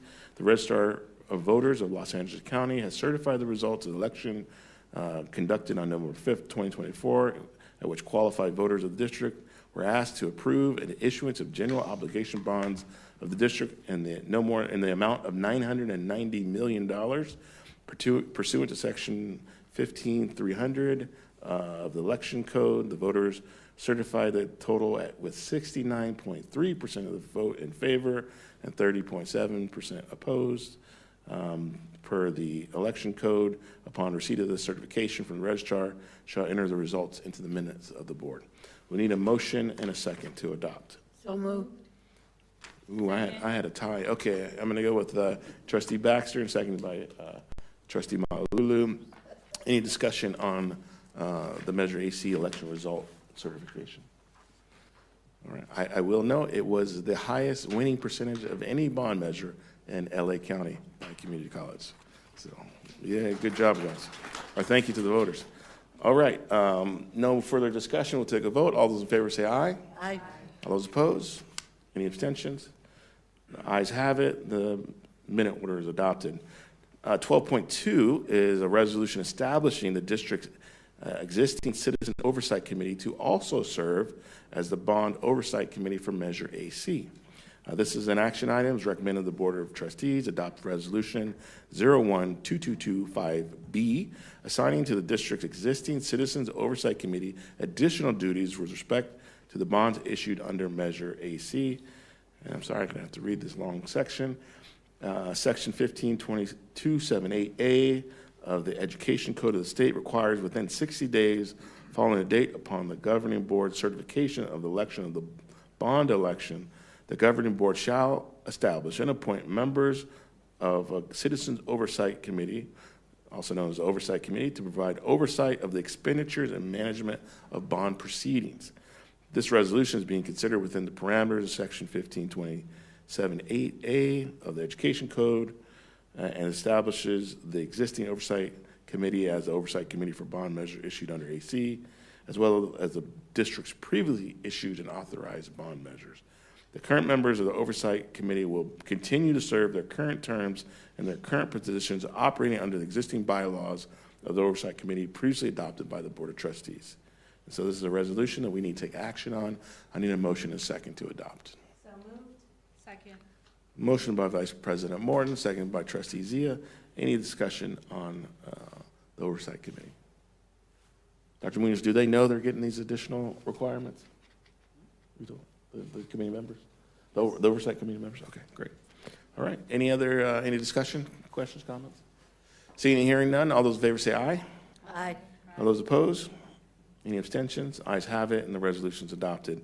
Moving to Section 13 of Student Services. 13.1 is new or revised Board Policy Administrative Procedures. Chapter 5, Student Services, Board Policy 5010, 5030. This is a second reading. There's also attached for informational purposes, Administrative Procedure 5010, 5011, and 5030. It's recommended the Board of Trustees adopt the revised board policies for Chapter 5, Student Services. These policies pertain to admissions and concurrent enrollment, of high school and other young students, fees related to, it just says fees. And so this is an action item that we'll need a motion and a second to adopt. So move. Motion by Trustee Baxter, seconded by Vice President Morton. This is part of our overall update of policies per the Community College League of California and in preparation or as directed by our accreditation agency. Any discussion or questions on student services? No. All right. Seeing and hearing none, we'll take a vote. All those in favor say aye. Aye. All those opposed? Any abstentions? Ayes have it, and the changes are adopted. Moving now to Section 14, Board Committee Reports. I don't believe we had any committee reports over the holidays or since December, correct? All right, moving on. Section 15, Bargaining Units Reports. 15.1, LBCC FA Bargaining Presence Report, Suzanne Engelhardt for 5 minutes. I did receive a notice from her that she would not be here tonight since they are on off contract on holiday vacation still. Going to 15.2, AFT Bargaining Presence Report, Robert Rometta for 5 minutes. I did see Robert here earlier. I don't know if he has a designee. 1, 2, 3. No, Robert. Okay, we're moving on. 15.3 is the CHI Bargaining Presence Report from Crystal Huckabee for 5 minutes. Is Crystal here? Or anyone else from CHI? Seeing and hearing no one, we'll move on. Section 16, public comment on non-agenda items. I do have a number of cards.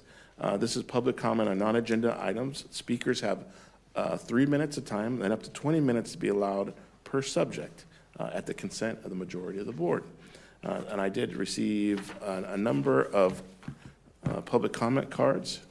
And so I will call, we'll have folks come up here to the front podium. I'll call 3 at a time if you want to get yourself prepared and get in line.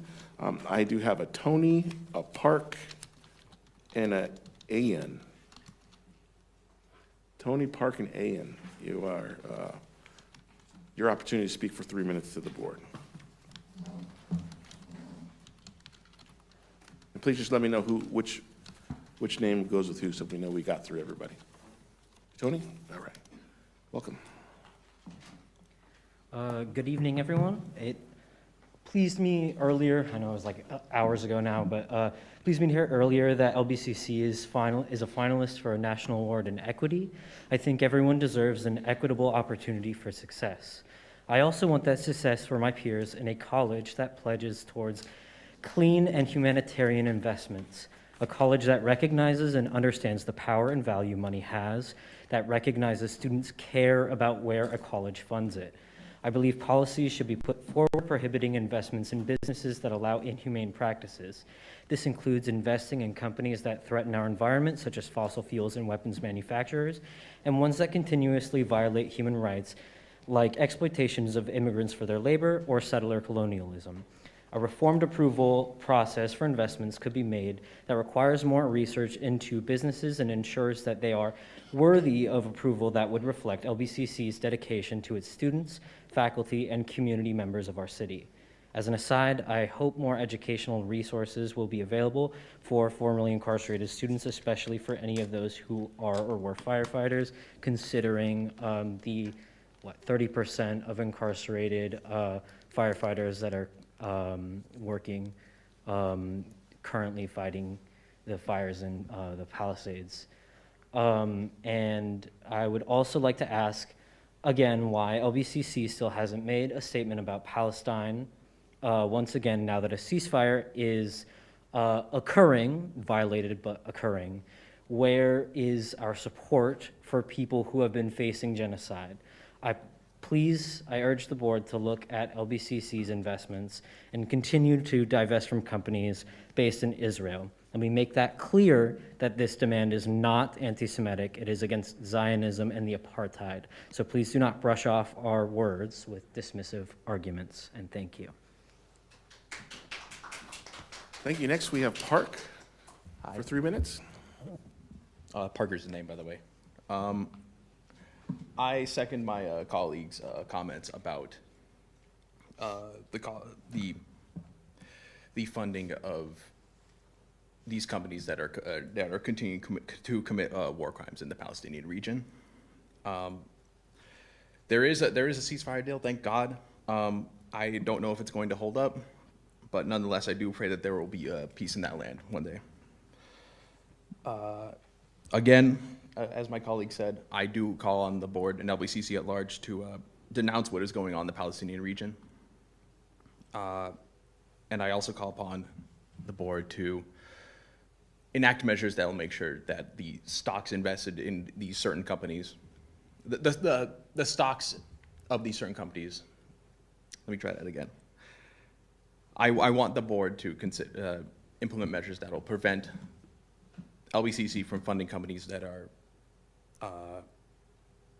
from investing in companies that are committing these godforsaken war crimes. I'm going to end my time here the same way that I did last time I showed up. This meeting opened up with an acknowledgement of the genocide against the Native American population here. So this board is clearly able and willing to acknowledge genocide that happened in the past. I hope that the board can acknowledge a genocide is currently going on. Thank you. Thank you. Next, we have A-N-A-I-A-N. Alan, but it's cool. Put the L on there. I see some new faces up on the board tonight. Welcome to, our home, our family, our community. We're here because we care.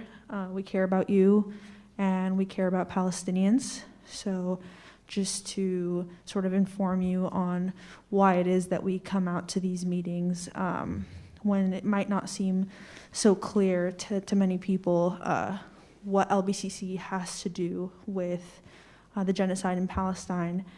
The school has issued a statement titled "The Statement on the War in Israel."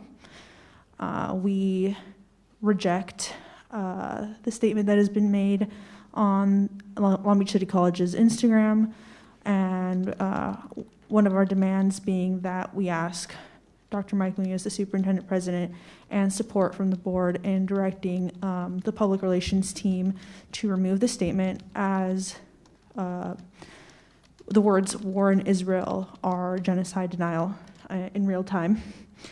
And you will feel more and more certain of that as time goes on and as history continues to acknowledge that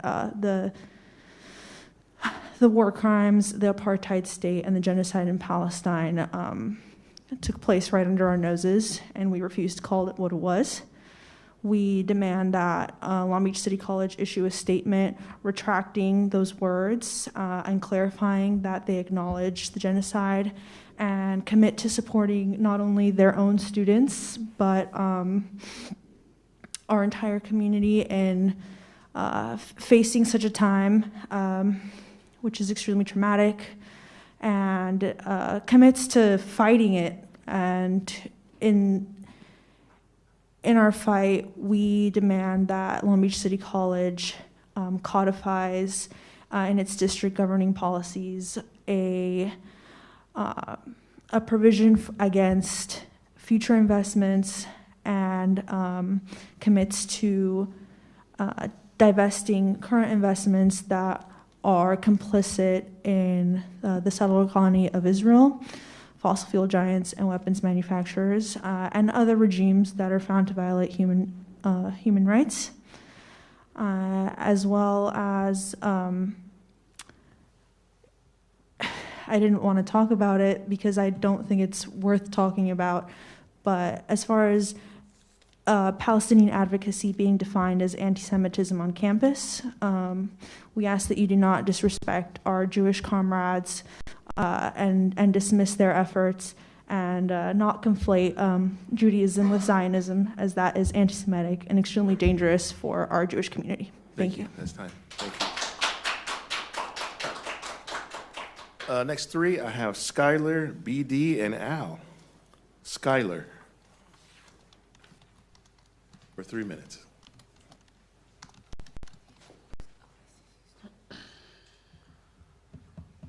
Just waiting to see the clock. Okay.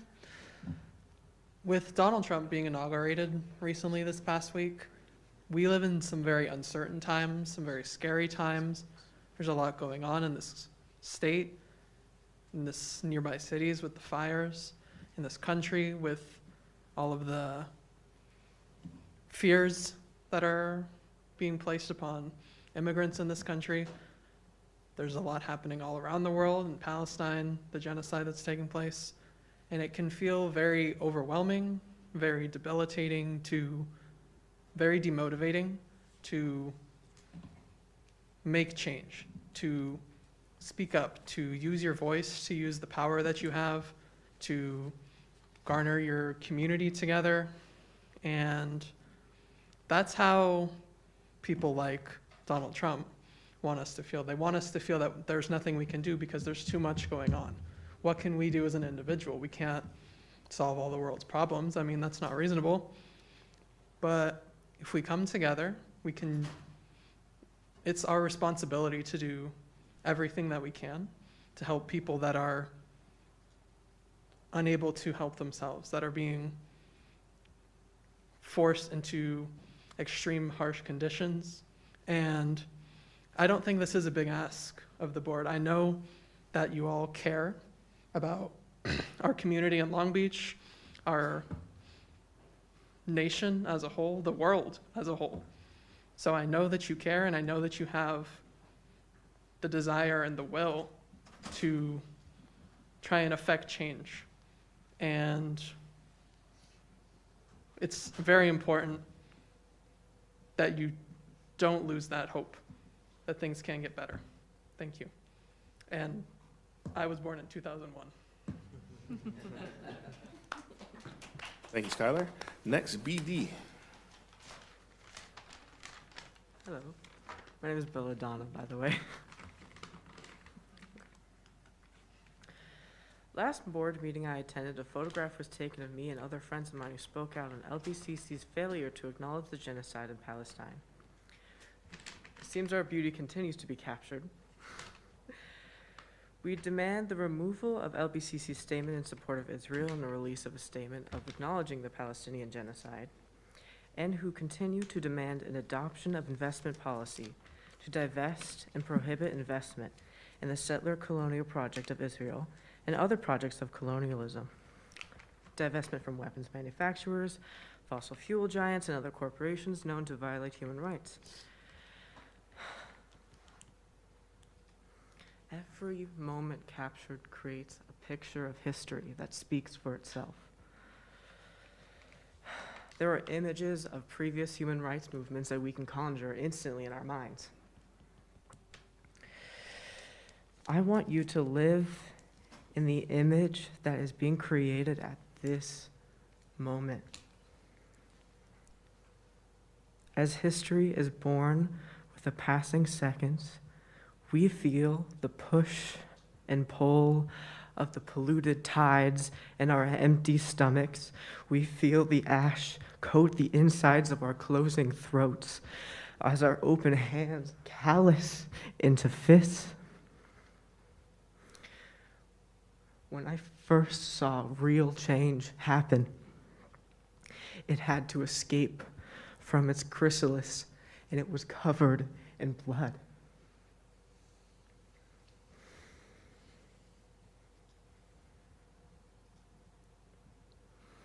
Thank you.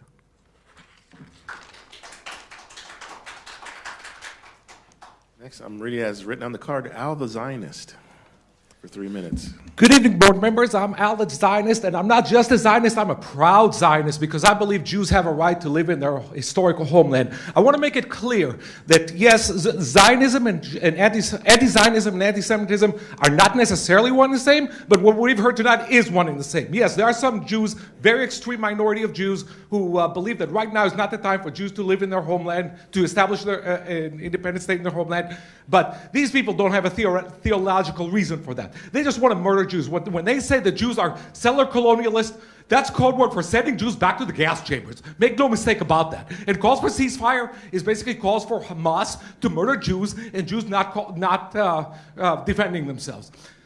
Calling what Israel is doing in Gaza a genocide is anti-Semitism. It's basically because the truth is that what Israel is doing is the opposite of a genocide. What the hell is the opposite of a genocide? It's a prevention of a second Holocaust. Because Hamas, it's their mission statement, is to murder and rape and kidnap the 7.5 million Jews that live in their homeland. It's right there. And after October 7th, they didn't apologize. They didn't say it was a mistake. They said they'll do it again, bigger and better. So what Israel is doing is defending themselves. Yes, I'm also not only am I Zionist, but I'm also pro-Palestinian because I do acknowledge the suffering of the Palestinian people. But they do need to suffer to pay the crime of Hamas, just like the Germans suffered because of the crimes of the Nazis, and the Japanese suffered because of the crimes of the imperial Japanese government, and the innocent Iraqis suffered because of the crimes of Saddam Hussein, and innocent Afghanis suffered because of the crimes of Al-Qaeda. It is unfortunately necessary that Palestinians suffer. So rather than adopting some anti-Semitic resolution to call for a ceasefire without Hamas disarming and without Hamas releasing all their hostages, let's do a resolution to support more aid for Israel. There are 3 advantages to giving aid to Israel. Because number 1, the aid that we give to Israel is spent right here in the good old US of A. So it helps create American jobs. Second, the weapons that we give to Israel are tested in real battlefield condition. So when our service members use those weapons, they're already tested. But number 3, and the most important is, the racist pro-Hamas anti-Semites have already told us that Hamas is coming and they want to burn down America. See that the demonstration that they had in Washington, D.C. on July 24th, 2024. So let Israel finish the job so Hamas doesn't come here. Thank you very much. Thank you. That concludes public comment on non-agenda items. We're going to move on to section 17 on a second closed session. We do not have one tonight, so 17.1 is no action, and no reportable action for 17.2. At this point, we're going to adjourn the meeting. Our next regularly scheduled meeting of the Board of Trustees will be held February 26, 2025. Closed session at 4:30 p.m., open session at 5:30 p.m. We will be back at the Liberal Arts Campus in the T building. We do have a request for adjournment tonight in the memory of Joan Rudolph, former computer and cybersecurity professor. At this time, if we can please take a moment of silence to remember Joan.